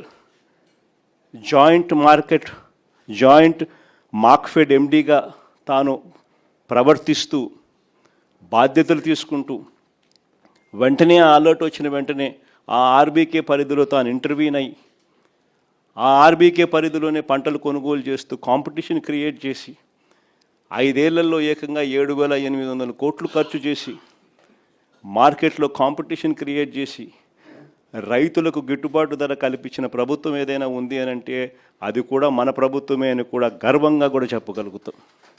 ఇవన్నీ కూడా రూపురేఖలు మార్చే సంస్కరణలు, కళ్ళ ఎదుటే ప్రతి గ్రామంలోనూ కనిపిస్తూ ఉన్న సంస్కరణలు. సుపరిపాలన అయితేనేమి, మహిళా సాధికారత అయితేనేమి, స్కూల్స్ అయితేనేమి, విద్య అయితేనేమి, వైద్యం అయితేనేమి, ఇవన్నీ కూడా ఎప్పుడు జరగని విషయాలు. కళ్ళెదుటే రాష్ట్రంలో 17 కొత్త మెడికల్ కాలేజీలు, కళ్ళెదుటే రాష్ట్రంలో కొత్తగా 4 పోర్ట్లు, కళ్ళెదుటే రాష్ట్రంలో కొత్తగా 10 ఫిషింగ్ హార్బర్లు, కళ్ళెదుటే కొత్తగా కర్నూలులో కొత్త ఎయిర్పోర్టు, కడపలో కొత్త ఎయిర్పోర్టు, విశాఖపట్నంలో ఇంకొక కొత్త ఎయిర్పోర్టు. కళ్ళెదుటే కనిపిస్తూ ఉన్నాయి ఇవన్నీ కూడా. శ్రీకాకుళం లాంటి మారుమూల జిల్లాలలో మొట్టమొదటిసారిగా డయాలసిస్కు వైద్యం చేసిన ప్రభుత్వం ఏదైనా ఉందని అంటే అది ఒక వైఎస్ఆర్సీపీ ప్రభుత్వ హయామే. సర్ఫేస్ ట్రాన్స్పోర్ట్ వాటర్ ఏకంగా 600 కోట్లు ఖర్చు చేసి సర్ఫేస్ వాటర్ను తీసుకొచ్చి శ్రీకాకుళంలో ఆ ప్రాంతాన్ని సస్యశ్యామలం చేస్తూ తాగడానికి ఆ సర్ఫేస్ వాటర్ ఇచ్చి డయాలసిస్ ప్రాబ్లంకు పర్మనెంట్ సొల్యూషన్ ఇచ్చి డయాలసిస్కు ఒక రీసెర్చ్ ల్యాబొరేటరీ తీసుకొని వచ్చి రీసెర్చ్ ల్యాబొరేటరీ హాస్పిటల్ తీసుకొని వచ్చి ఇవన్నీ ఎప్పుడు జరగల. ఇంతగా ఒక సమస్యల మీద ధ్యాస పెట్టి ఆ సమస్యలకు పరిష్కారం వెతుకుతూ సొల్యూషన్స్ ఇచ్చిన ప్రభుత్వం దేశ చరిత్రలో బహుశా ఏదైనా ఉందో లేదో నాకైతే తెలియదు, కానీ ఆంధ్ర రాష్ట్రంలో మాత్రం ఒక వైఎస్ఆర్సీపీ ప్రభుత్వం మాత్రమే చేసిందని మాత్రం గర్వంగా చెప్పగలుగుతాం. ఇలాంటి 5 సంవత్సరాలు మన పరిపాలన, మరోవైపున చంద్రబాబు నాయుడు గారి 2.5 సంవత్సర పరిపాలన. చంద్రబాబు నాయుడు గారు అన్న మాటలు అప్పట్లో జగన్ చేసేటివన్నీ చేస్తాను, జగన్ చేసేటివి కాక ఇంకా అదనంగా ఇవన్నీ ఇస్తాను అని చెప్పిన మనిషి. మనం చెప్పిన ప్రతి పథకము కూడా, మనం చేసేటివన్నీ కూడా ఆయన 3 ఎక్కువ చేస్తానన్నాడు. మనం అమ్మఒడి 15,000 ఇస్తామంటే ఆయన ఇంట్లో ఎంతమంది పిల్లలు ఉంటే అంతమందికి 15,000 అన్నాడు. ఏ ఇంటికి పోయినా కానీ ఆయన కార్యకర్తలు ప్రతి ఇంటికి వెళ్ళి ఒక బాండ్ ఇచ్చేవాళ్ళు, ఆ బాండ్ల మీద సంతకం పెట్టేవాళ్ళు, ఆ బాండ్ల మీద వీళ్ళిద్దరు ఫోటోలు ఉండేటివి. నేను పవన్ కళ్యాణ్ ఇద్దరం మేము ప్రమాణం చేసి చెప్తా ఉన్నాము, ఇవన్నీ మీకు అందరికీ వర్తిస్తాయి, సినిమా స్టార్ట్ జూన్ 2024 అని చెప్పి డేట్ కూడా. ఇంటింటికి ఎవరింటికి పోయినా కూడా జగన్ 15,000 కదమ్మా ఇస్తూ ఉన్నాడు అమ్మఒడి కింద. మీ ఇంట్లో ఎంతమంది అమ్మ పిల్లలు? 1, 2, 3, 4, నీకు 15,000, నీకు 15,000, నీకు 15,000 స్టార్ట్. ఆ నుంచి స్టార్ట్ అయితే మనం చేసేది ఇంత, ఆయన చెప్పింది 3. మనం ఏం చెప్తా ఉంటుంది, చేయూత కింద ప్రతి 45 ఏళ్ళ వయసు నిండిన ప్రతి అక్కను చెయ్యి పట్టుకొని నడిపిస్తూ ఆ అక్కకు తోడుగా ఉంటూ 18,750 ప్రతి అక్కకు ఇస్తూ 4 ఏళ్ళలో 75,000 రూపాయలు ఇస్తూ వాళ్ళని అమూల్ను తీసుకొని వచ్చి, ఐటీసీ తీసుకొని వచ్చి, ప్రాక్టర్ అండ్ గ్యాంబుల్ తీసుకొని వచ్చి, రిలయన్స్ని తీసుకొని వచ్చి, ఇలాంటి మల్టీనేషనల్ కంపెనీలు తీసుకొని వచ్చి బ్యాంకుల లింకేజ్ ఇచ్చి వాళ్ళందరినీ వాళ్ళ కాళ్ళ మీద నిలబెట్టించే కార్యక్రమం మనం చేస్తే ఈయనేమన్నాడు, జగన్ ఇచ్చేదంతా మా 18,750 ప్రతి 50 ఏళ్ళు నిండిన ప్రతి అక్కకు, 50 ఏళ్ళు నిండిందా మీ అత్తకు, మీ అమ్మకు అని ఇంటికి వచ్చి అడిగేవాళ్ళు. 50 ఏళ్ళు నిండిన అత్తలున్నారా, 50 ఏళ్ళు నిండిన అమ్మలున్నారా, అయితే వాళ్ళకు 48,000, నెల నెల 4,000 పెన్షన్. నిరుద్యోగ భృతి, ఏ పిల్లోడు కనపడినా నిరుద్యోగ భృతి నెల నెల 3,000, ఏ పిల్లాడు కనపడినా సంవత్సరానికి 36,000. జగన్ ఇవ్వలేదు కదమ్మా మేము ఇస్తాము. ఏ పథకం అన్నా తీసుకోండి, 50 ఏళ్ళకి పెన్షన్ కానివ్వండి, నిరుద్యోగ భృతి కానివ్వండి, లేదా ప్రతి మహిళకు 18 ఏళ్ళు నిండిన ప్రతి మహిళకు జగన్ ఇవ్వండి మేము ఇస్తూ ఉన్నామమ్మా, 18 ఏళ్ళు నిండిన ప్రతి మహిళకు నెల నెల 1,500, సంవత్సరానికి 18,000. ఇలా ఎన్ని బాండ్ల రూపకంలో పెట్టి ఆడబిడ్డ నిధి అని అంటూ, నిరుద్యోగ భృతి అంటూ, 50 ఏళ్ళకే పెన్షన్ అంటూ రకరకాల పద్ధతుల్లో రకరకాల విధంగా మనం ఇచ్చే వాటికన్నా 3 ఎక్కువ ప్రామిస్ చేయడం, ప్రతి ఇంటికి బాండ్లు వేయడం, ప్రతి ఇంటికి వెళ్ళి ఆ బాండ్లు సంతకాలు పెట్టిన బాండ్లు అందరికీ ప్రతి ఇంటికి ఇచ్చి మభ్యపెట్టడం, మోసం చేయడం, ఇవన్నీ కూడా జరిగాయి. ప్రజలు మోసపోయినారు, ప్రజలు నమ్మినారు, ప్రజలు ఇవాళ తెలుసుకున్నారు. ఈ 2.5 సంవత్సర కాలంలో ప్రజలు అందుకనే ప్రతి ఇంట్లో బేరీజు వేస్తూ ఉన్నారు. మన వైఎస్ఆర్సీపీ ప్రభుత్వ హయాంలో ఎలా పరిపాలన జరిగింది, ఇప్పుడు ఎలా జరిగింది అని చెప్పి.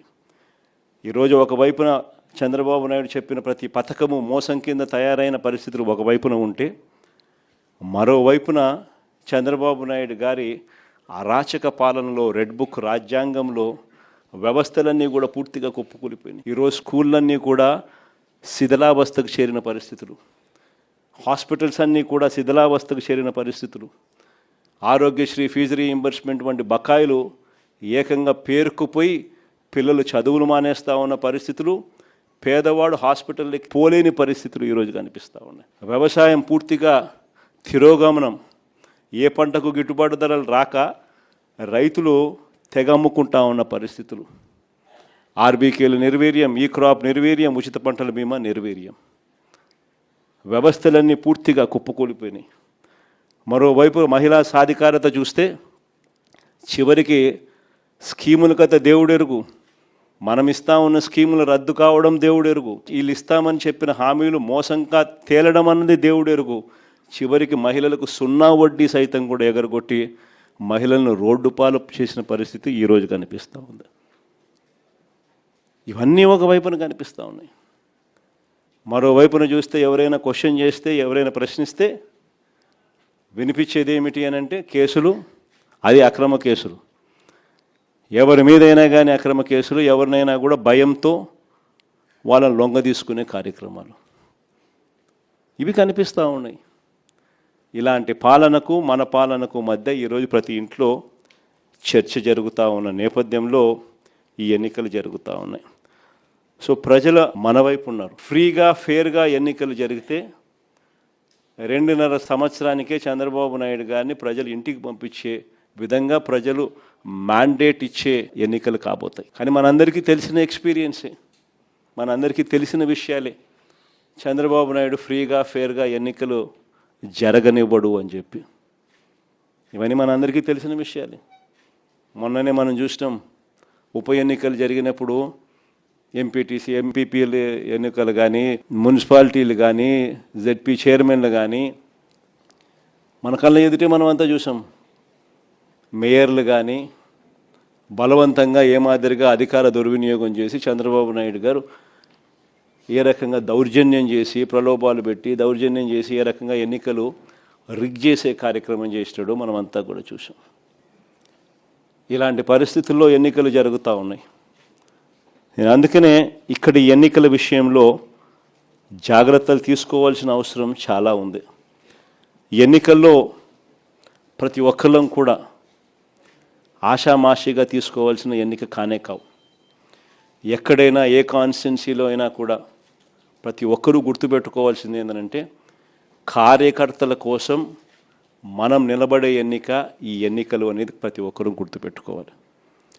గెలుపు ఓటమి పక్కన పెట్టేసేద్దాం. చంద్రబాబు నాయుడు గారు దౌర్జన్యాలు ఏం చేస్తాడో, ఎలా చేస్తాడో, ఏం చేస్తాడో, ఏ మేరకు చేస్తాడో వేరే విషయం. కానీ ఆ కార్యకర్తకు దౌర్జన్యం చేసిన మా నాయకుడు మాకు తోడుగా ఉన్నాడు అన్న భరోసా ఆ కార్యకర్త కలగాల. నన్ను ఓడించడం కోసం, ఒక చిన్న కార్యకర్తలైన నన్ను ఓడించడం కోసం చంద్రబాబు నాయుడు గారు ఇంత అధికార దుర్వినియోగం చేసినా కూడా మా నాయకుడు నాతోనే ఉన్నాడు అన్న భరోసా మీలో ప్రతి ఒక్కరూ కూడా, ప్రతి కార్యకర్తకు కలిగించాల్సిన ఎన్నిక ఈ ఎన్నిక అనేది గుర్తుపెట్టుకోండి. అలా భావన వచ్చినప్పుడే రేపొద్దున మీ ఎన్నికల్లో ఆ కార్యకర్త మీకోసం రెట్టించిన ఉత్సాహంతో మీకోసం పనిచేస్తాడు అన్నది ప్రతి ఒక్కరూ గుర్తుపెట్టుకోవాల్సిన అంశం. ఇక్కడ ఈ విషయంలోనే చెప్తా ఉన్నా, చంద్రబాబు నాయుడు గారు డైరెక్ట్ ఎలక్షన్స్ కూడా పెట్టడానికి కూడా అనౌన్స్మెంట్స్ చేస్తూ ఉన్నాడు. ఒక రకంగా ఇది మనకు మంచిది, నిజంగా డైరెక్ట్ ఎలక్షన్ జరగడం అన్నది కూడా. ఎందుకంటే కనీసం ఒక బలమైన అభ్యర్థి ఆ డైరెక్ట్ ఎలక్షన్స్లో పోటీలో గట్టిగా నిలబడితే ఆ మున్సిపాలిటీకి చైర్మన్గానో, లేకపోతే ఆ మండలానికి ఎంపీపీగానో, లేకపోతే జెడ్పీ చైర్మన్గా అయినా కానీ, లేకపోతే మేయర్గా అయినా కానీ, ఇంకొకటైనా ఎక్కడైనా కూడా ఒక బలమైన అభ్యర్థి అక్కడ పోటీలో నిలబడితే కనీసం మిగిలిన స్థానాలకు ఆ బలమైన వ్యక్తి సూపర్విజన్ ఉంటుంది, మానిటరింగ్ ఉంటుంది అన్నది మనకు కలిసి వచ్చిన అంశం. బలమైన అభ్యర్థులు అక్కడ పోటీలో ఖచ్చితంగా మనం కూడా నిలబెట్టాలి. మున్సిపాలిటీలకు కానీ డైరెక్ట్ ఎలక్షన్స్ కాబట్టి ఆ మండలానికి కానీ బలమైన క్యాండిడేట్ను మనం తీసుకొని వచ్చి పెట్టాలి. ఆ బలమైన క్యాండిడేటు మిగిలిన వాళ్ళందరికీ ఆ మండలం పరిధిలో అయితే మిగిలిన ఎంపీటీసీలకు అయితేనేమి, లేదా మున్సిపాలిటీ పరిధిలో అయితే మిగిలిన కార్పొరేటర్లకు అయితేనేమి, వీళ్ళందరికీ కూడా ఆ మనిషి బలాన్ని ఇవ్వాలి. ఆ మనిషి సూపర్విజన్ చేయాలి. ఆ మనిషి సూపర్విజను, ఆ మనిషి బలాన్ని రెండింటినీ కూడా కార్యకర్తలకు ఇవ్వగలిగితే ఒక బలమైన క్యాండిడేట్ గెలుచుకొని వస్తాడు అనేది గుర్తుపెట్టుకోవాల్సిన అంశం. ఈ ఎన్నికల్లో మనం గెలిపించుకునేది మన కార్యకర్తలను. ఈ ఎన్నికలు జరగాల్సింది ఆ కార్యకర్తలకు భరోసా ఇచ్చే విధంగా జరగాలి. ప్రజల వాయిస్ వినిపించే విధంగా ప్రజలకు మనం తోడుగా నిలబడగలగాలి. అది ఖచ్చితంగా గుర్తుపెట్టుకోవాల్సిన అంశం. ఎక్కడైనా కూడా మీ నియోజకవర్గాలలో ఎక్కడైనా కూడా ఏకగ్రీవంగా ఎక్కడైనా ఎన్నిక జరిగితే మాత్రం నన్ను అడగాల్సిన పనిలా క్యాండిడేట్ ఆ తర్వాత ఎన్నికల్లో పోటీ చేయడానికి మీరే గుర్తుపెట్టుకోండి. ఎక్కడైనా పోటీ జరగకోకుండా ఏకగ్రీవంగా ఇడిచిపెట్టినారంటే మాత్రం ఆ తర్వాత క్యాండిడేట్ ఎమ్మెల్యే ఎలక్షన్లో క్యాండిడేట్ కాడు అనేది గుర్తుపెట్టుకోండి. అంత ప్రస్ఫుటంగా, అంత క్రిస్టల్ క్లియర్గా చెప్తా ఉండ. ప్రతి చోట పోటీ జరగాల. ఎన్నికలు అయిపోయిన తర్వాత కూడా నేను రిపోర్ట్లు తెప్పించుకుంటాను. మీ ఎమ్మెల్యే క్యాండిడేట్ ప్రతి చోట పోటీకి నిలబెట్టాడా, క్యాండిడేట్ నిలబెట్టలేదా అనేది పోటీ రిపోర్ట్లు తెప్పించుకుంటాం. నిలబెట్టిన తర్వాత మీ ఎమ్మెల్యే క్యాండిడేట్ ఆ క్యాండిడేట్లకు ఏ విధమైన సపోర్ట్ ఇచ్చినాడు, సపోర్ట్ బాగా ఇచ్చాడా, బలంగా నిలబడ్డా మీతో పాటు, అవునా కాదా అన్న రిపోర్ట్లు కూడా తెప్పించుకుంటాం. ఖచ్చితంగా ఆ మేరకు పాజిటివిటీ మీ దగ్గర నుంచి రావాలి. ఈ ఎన్నికలు మన కార్యకర్తల కోసం గట్టిగా నిలబడితేనే కార్యకర్తలు మన ఎన్నికల్లో మన కోసం గట్టిగా నిలబడతారు అన్నది ప్రతి ఎమ్మెల్యే క్యాండిడేట్ కూడా తన సిస్టంలోకి జీర్ణించుకోవాల్సిన అవసరం ఉన్న అంశం. వెన్నుపోటు పాలన అన్న దాని మీద మన గ్రామ కమిటీల దగ్గర నుంచి, మన అనుబంధ విభాగాల దగ్గర నుంచి ఇవన్నీ కూడా ప్రతి ఊర్లోనూ కూడా క్యాంపెయిన్కు పోవాల్సిన అంశాలు. ప్రతి ఊరిలో కూడా వీళ్ళకి మెటీరియల్ కూడా కావాలి. ప్రతి ఇంటికి వెళ్ళాలి.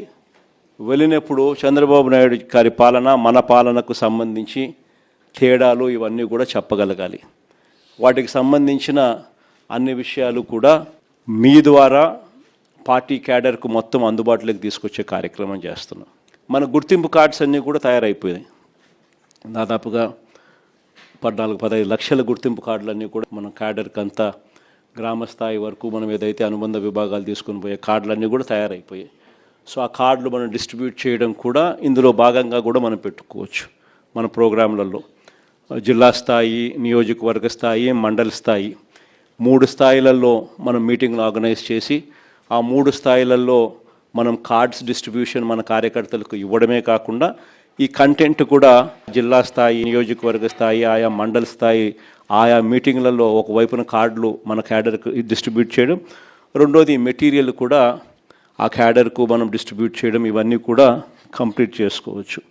ఇవన్నీ కూడా QR కోడ్తో కూడా ఉన్నాయి కాబట్టి ప్రతి క్యాడర్ కూడా తన ఫోన్లోనే డౌన్లోడ్ చేసుకునే వెసులుబాటు కూడా తనకు ఉంటుంది. ఇంకొకటి ఏమిటంటే వెరీ ఇంపార్టెంట్ విషయం ఏంటంటే ప్రతి నియోజకవర్గంలో కూడా ప్రతి MLA candidate legal cell, media cell ఈ రెండింటినీ కూడా వెంటనే స్ట్రెంథన్ చేసుకోవాలి. ఎందుకంటే ఇంకా రాబోయే రోజుల్లో వీటికి ఎక్కువ పని ఉంటుంది. రాబోయే రోజుల్లో పోటీ జరగనివ్వకూడదు అని చంద్రబాబు నాయుడు ఆరాటపడతాడు. సో మన క్యాడర్ మీద, మన వాళ్ళ మీద, మన మనుషుల మీద ఎక్కువగా దౌర్జన్య కాండలు చేస్తాడు. వాటి విషయంగా మన క్యాడర్ను మనం ప్రొటెక్ట్ చేసుకోవాలి. మన కార్యకర్తలను మనం ప్రొటెక్ట్ చేసుకోవాలి. ఒకవైపున ప్రొటెక్ట్ చేసుకుంటూ మరోవైపున ప్రతి ఇంటికి కూడా చంద్రబాబు నాయుడు చేస్తూ ఉన్న పరిపాలన మీద ప్రతి ఇంటికి తీసుకొని పోతూ క్యాంపెయిన్ మెటీరియల్ కూడా తీసుకొని పోయి ప్రతి ఇంటిని అవేర్నెస్లో క్రియేట్ చేస్తూ ఉండగానే మరోవైపున మన క్యాడర్ను కూడా మనం గట్టిగా ప్రొటెక్ట్ చేసుకోవాలి అని అంటే ఖచ్చితంగా లీగల్ సెల్, మీడియా సెల్ ప్రతి నియోజకవర్గంలో స్ట్రెంగ్తన్ కావాలి. జగన్ 2.0 సూపర్ యాప్ కూడా ఎలాగూ ఉంది. మనకు సంబంధించిన వైఎస్ఆర్సీపీ టాక్స్ కూడా ఎలాగూ అందుబాటులో ఉన్నాయి. సో వీటి ద్వారా మనం ప్రజలకు మెసేజ్ పంపించాల్సినవి, మనం మెసేజ్ పంపించాల్సినవి కూడా సోషల్ మీడియా ఆధ్వర్యంలో మనం పంపించాల్సిన కార్యక్రమాలు మనం చేయాలి. మీ నియోజకవర్గాలలో సోషల్ మీడియాకు సంబంధించి అత్యంత ప్రాధాన్యత మీరు ఇవ్వాల్సిన అవసరం కూడా ఉంది. యూట్యూబ్ ప్లాట్ఫామ్స్ అయితేనేమి, ఇన్స్టాగ్రామ్ ప్లాట్ఫామ్స్ అయితేనేమి, ట్విట్టర్ ప్లాట్ఫామ్స్ అయితేనేమి, ఈ ప్లాట్ఫామ్స్ మీదకి మన క్యాడర్ను మొత్తం తీసుకొని ఆ ప్లాట్ఫామ్స్ మీదకి తీసుకొని పోవాలి. వాళ్ళందరికీ కూడా ఆ ప్లాట్ఫామ్స్లో ఎలా అకౌంట్స్ ఓపెన్ చేయాలి, ఎలా యాక్టివేట్ చేయాలి, ఎలా నడిపించాలి అనేది కూడా మీరే శిక్షణ ఇవ్వాలి. వాటికి సంబంధించిన కూడా కార్యక్రమాలు కూడా జరగాలి. ఎందుకనంటే మనం నెగిటివ్ మీడియాతో యుద్ధం చేస్తూ ఉన్నాం. ఒక ఈనాడు, ఆంధ్రజ్యోతి, TV5 ఇలాంటి దిగజారిపోయి ఉన్న వ్యవస్థలతో యుద్ధం చేస్తూ ఉన్నాం. మన క్యాడర్కు ఇటువైపున నాణ్యానికి ఇటువైపున ఏం జరుగుతూ ఉంది అనే స్టోరీ తెలియాలి అని అంటే ఇటువంటి ప్లాట్ఫామ్స్ నుంచి మనకు న్యూస్ కంటెంట్ మన వాళ్ళకి అందరికీ కూడా అందాలి. సో అవన్నీ కూడా జాగ్రత్తలు తీసుకోవాలి. మరోవైపున నియోజకవర్గంలోని సోషల్ మీడియా ఇన్ఫ్లుయెన్సర్స్ అందరితో కూడా మీరు మాట్లాడాలి. అందరినీ మీరు పోయి కలవాలి. కలిసి వాళ్ళందరినీ కూడా రిక్వెస్ట్ చేయాలి. మీ అందరితో పాటు మీకు సపోర్ట్గా వాళ్ళు నిలబడేందుకు వాళ్ళందరూ కూడా ముందుకు రావాలని అడగాలి, రిక్వెస్ట్ చేయాలి. నియోజకవర్గ స్థాయిలో ఉన్న లాయర్లను, మంచి లాయర్లను మనం ఖచ్చితంగా ఒక ప్లాట్ఫామ్ మీదకి తీసుకొని వచ్చి మన కార్యకర్తలకు అందుబాటులో ఉండే విధంగా వాళ్ళందరినీ నిలబెట్టాలి. వాళ్ళందరూ ఆటోమేటిక్లీ జిల్లాలో ఉన్న మన లీగల్ సెల్తోనూ, రాష్ట్ర స్థాయిలో ఉన్న మన లీగల్ సెల్తోనూ అనుసంధానం కావాలి. ఈ సోషల్ మీడియా కానీ, ఈ లీగల్ సెల్ కానీ ఇవన్నీ కూడా మీ దగ్గర నుంచి జిల్లా స్థాయి నుంచి రాష్ట్ర స్థాయి దాకా కూడా అన్నీ కూడా అనుసంధానమై ఒకటిగా పనిచేయాలి. ఎందుకంటే హైకోర్టులలో ఇక్కడ ఉంటాయి, హైకోర్టులలో వేయాల్సినవి హైకోర్టులలో వేయాలి. సిమిలర్లీ సోషల్ మీడియాకి సంబంధించినవి కూడా అంతే. వాళ్ళకి ఎవరైనా పోలీసులు హెరాస్ చేస్తే వాళ్ళని కాపాడాల్సిన బాధ్యతలు మళ్ళీ ఇక్కడి నుంచి తీసుకోవాలి. కాబట్టి ఈ లీగల్ సెల్లు, మీడియా సెల్స్ మీరు జిల్లా స్థాయి అండ్ రాష్ట్ర స్థాయి అన్నీ కూడా ఒకటిగా తయారై, ఒక యూనిట్గా తయారై ప్రతి నియోజకవర్గంలోనూ యాక్టివ్గా ఉంటూ అన్నీ కూడా కలిసికట్టుగా పనిచేసేటట్టుగా చర్యలు తీసుకోవాలి. ఎక్కడైనా మీ నియోజకవర్గాలలో మీరు ఎవరైనా ఈ విషయాల మీద యాక్టివ్గా లేకపోతే దయచేసి ఇప్పుడైనా కూడా గేర్ మార్చండి. రెండో important point door to door campaign. ఇది కూడా ప్రతి ఇంటికి చేరాలి. ప్రతి ఇంటికి మన కార్యకర్త వెళ్ళి ప్రతి ఇంటికి కూడా మన ప్రభుత్వానికి ఈ ప్రభుత్వానికి మధ్య తేడాలు ఏమిటి అన్నట్టు కూడా ప్రతి ఇంట్లో వివరించాలి. ఇది నెంబర్ 2 కూడా వెరీ వెరీ ఇంపార్టెంట్ కార్యక్రమం. ఖచ్చితంగా ఈ రెండు కూడా కరెక్ట్గా జరిగేటట్టుగా చూసుకోండి. ఇక మూడో వెరీ ఇంపార్టెంట్ పాయింట్ ఏంటంటే క్యాండిడేట్ బలం.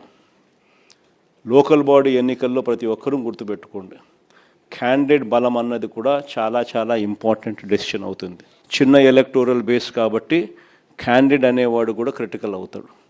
అక్కడ మనము ఎటువంటి భావోద్వేగాలకు పోవడము, ఎటువంటి ఈగోకు మనం పోకుండా అందరినీ కలుపుకొని పోయే విధంగా మనం కూడా ఉండాలి అనేది ప్రతి ఒక్కరు గుర్తుపెట్టుకోండి.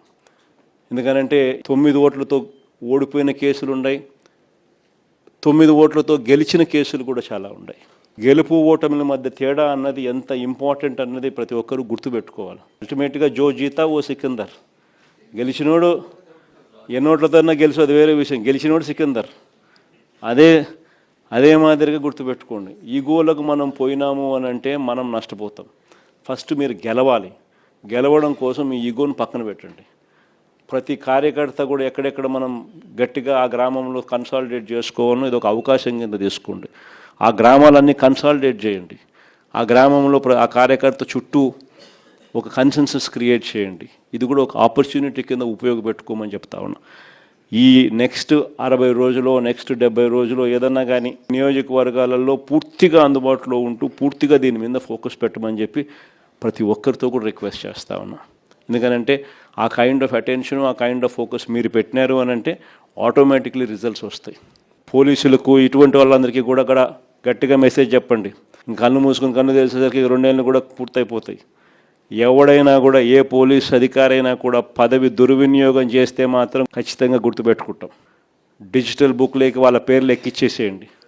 ఆ తర్వాత మన ప్రభుత్వం వచ్చిన తర్వాత అన్యాయం చేసిన అధికారి ఎక్కడ ఉన్నా కూడా ఖచ్చితంగా శిక్ష పడేట్టుగా చేస్తామని మాత్రం ఖచ్చితంగా చెప్తా ఉన్నా. ఈ మెసేజ్ ప్రతి అన్యాయం చేసే పోలీసు వాళ్ళకు కూడా ఖచ్చితంగా పంపించద్దు. ప్రతి పోలీసు వాళ్ళకు కూడా రిక్వెస్ట్ చేయండి, అన్యాయం చేయొద్దండి, న్యాయంగా ధర్మంగా జరిగించండి. అలా కాదు మేము అన్యాయమే చేస్తాము అని అంటే మాత్రం ఇప్పుడు మీ టైం అని అనుకుంటున్నారు, వచ్చేది మా టైము. మీ 5 ఏళ్ళు అయిపోతూ ఉంది, చివరి 2 ఏళ్ళకి వచ్చేసినారు. ఆ తర్వాత కనపడేది మా 5 ఏళ్ళు కనపడతా ఉంది. అది గుర్తుపెట్టుకున్నాను మాత్రం ఖచ్చితంగా ప్రతి ఒక్కరికి చెప్పే కార్యక్రమం చెప్పండి. వాళ్ళల్లో కూడా న్యూట్రాలిటీ తీసుకొచ్చేదానికి గట్టి ప్రయత్నం చేయండి. ఆ తర్వాత కూడా వాళ్ళ న్యూట్రాలిటీ లేక రాకపోతే ఇంకా వాళ్ళ కర్మ, డిజిటల్ డైరీ లేక వాళ్ళ పేర్లు ఎక్కిచ్చేసేయండి. ఆ తర్వాత వాళ్ళకు పడే శిక్ష వాళ్ళకు పడుతుంది. ఈ ఎలక్షన్ మిమ్మల్ని బలపడేదానికి ఉపయోగపెట్టుకోవాలి. ఈ ఎలక్షన్ స్టార్టింగ్ పాయింట్.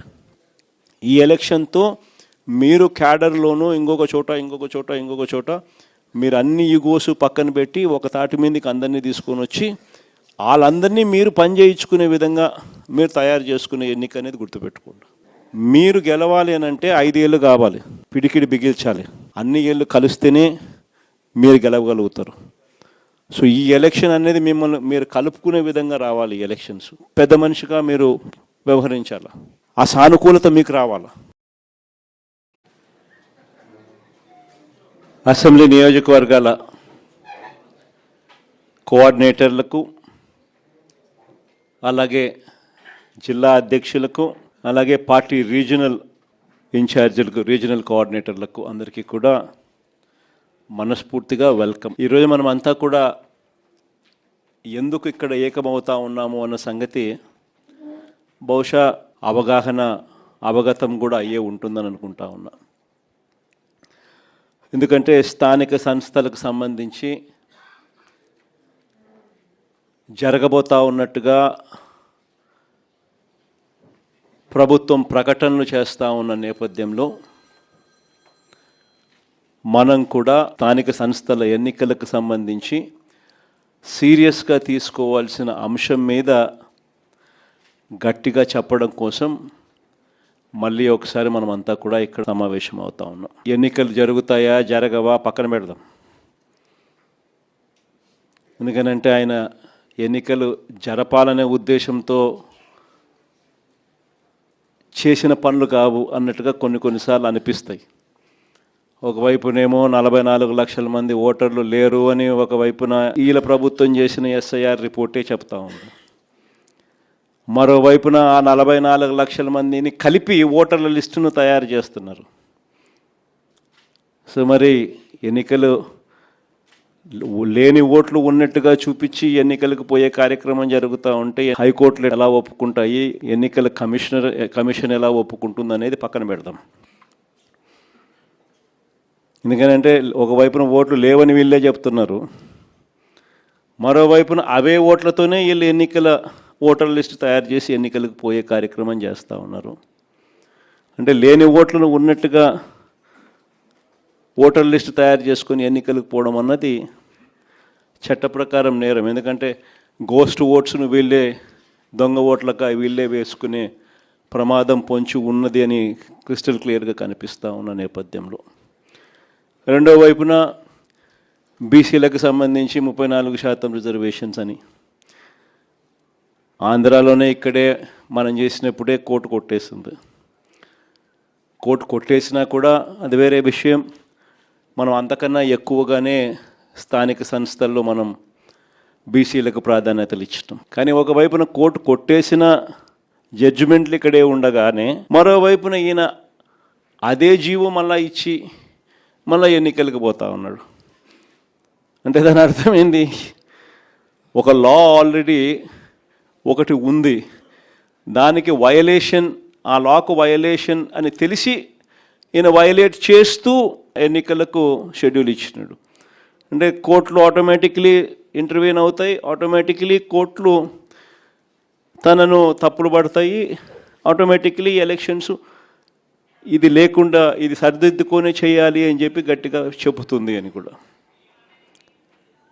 అయినా ఇచ్చినాడు. కాబట్టి ఈయన ఉద్దేశం అసలు ఎలక్షన్ జరుపుతాడా జరపడా అనేది ఒక క్వశ్చన్ మార్క్ ఏరియాగా ఉంది. అసలు ఎన్నికలు నిజంగా జరపాలని చంద్రబాబు నాయుడు ఉన్నాడా, ఎన్నికలు జరపకూడదని చంద్రబాబు నాయుడు ఉన్నాడా అనేది ఒక నిజంగానే ఒక క్వశ్చన్ మార్క్ ఏరియాగానే ఉంది. సరే, అది పక్కన పెడదాం.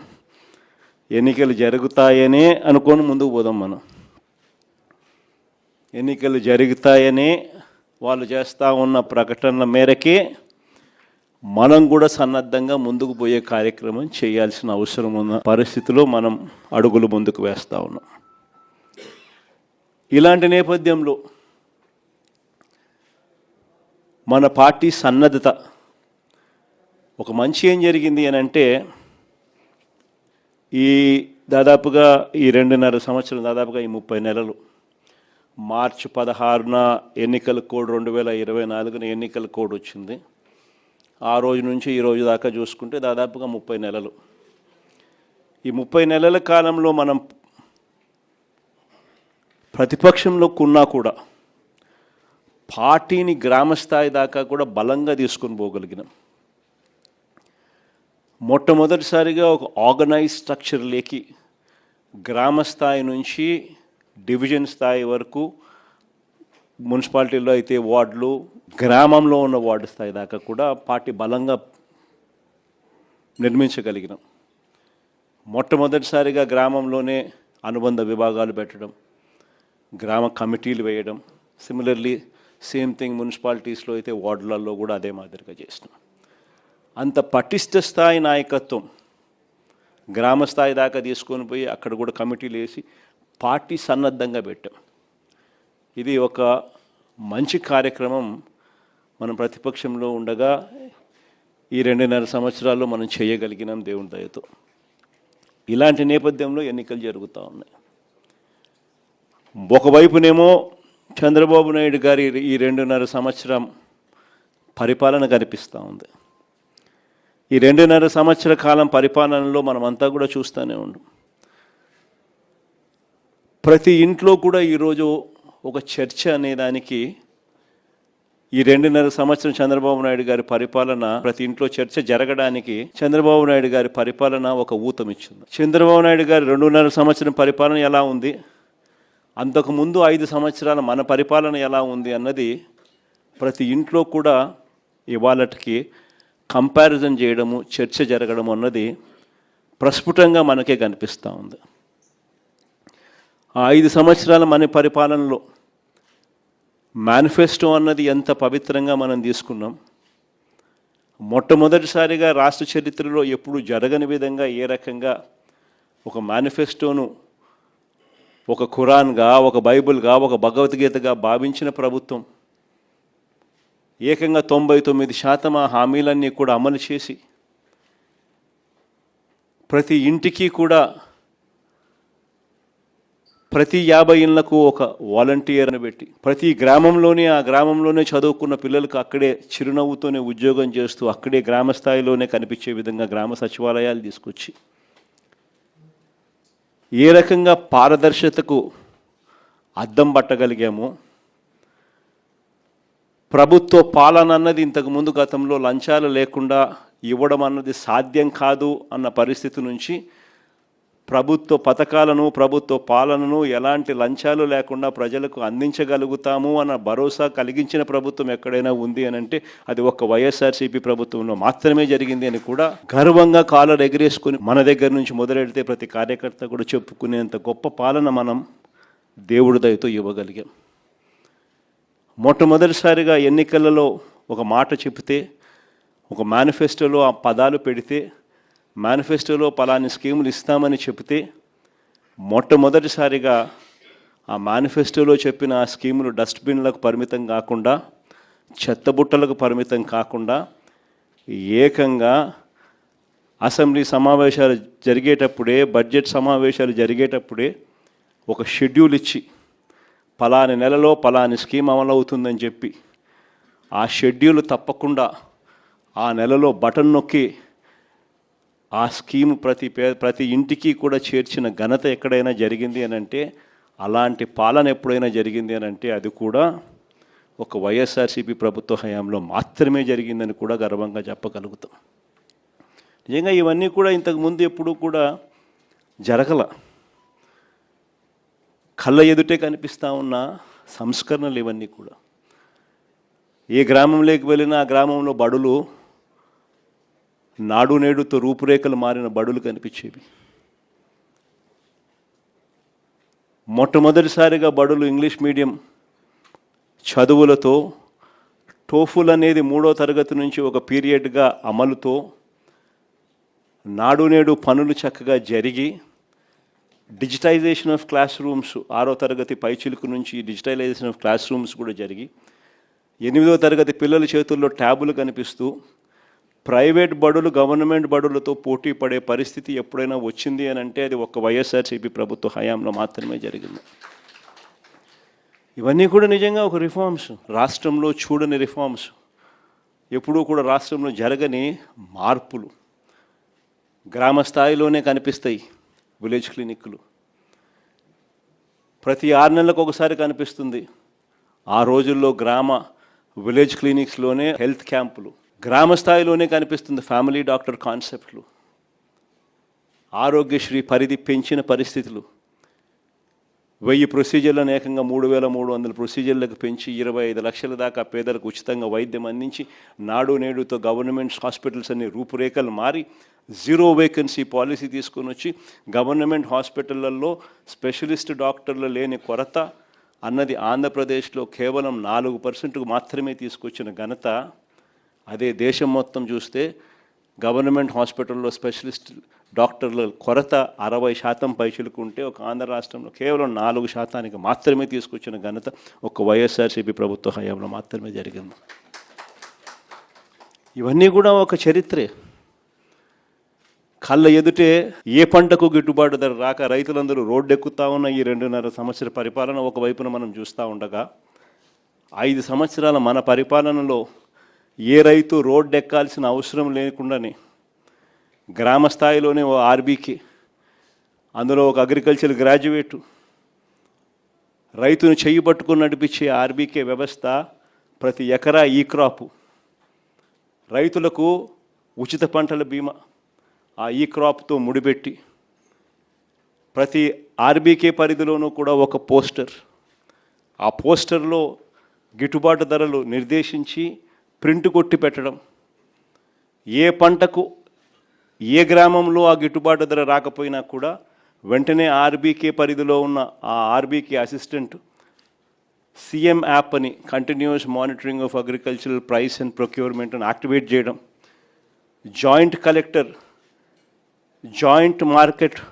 జాయింట్ మార్క్ఫెడ్ ఎండీగా తాను ప్రవర్తిస్తూ బాధ్యతలు తీసుకుంటూ, వెంటనే ఆ అలర్ట్ వచ్చిన వెంటనే ఆ ఆర్బీకే పరిధిలో తాను ఇంటర్వ్యూన్ అయ్యి, ఆ ఆర్బీకే పరిధిలోనే పంటలు కొనుగోలు చేస్తూ కాంపిటీషన్ క్రియేట్ చేసి, 5 ఏళ్లలో ఏకంగా 7,800 కోట్లు ఖర్చు చేసి, మార్కెట్లో కాంపిటీషన్ క్రియేట్ చేసి, రైతులకు గిట్టుబాటు ధర కల్పించిన ప్రభుత్వం ఏదైనా ఉంది అని అంటే అది కూడా మన ప్రభుత్వమే అని కూడా గర్వంగా కూడా చెప్పగలుగుతాం.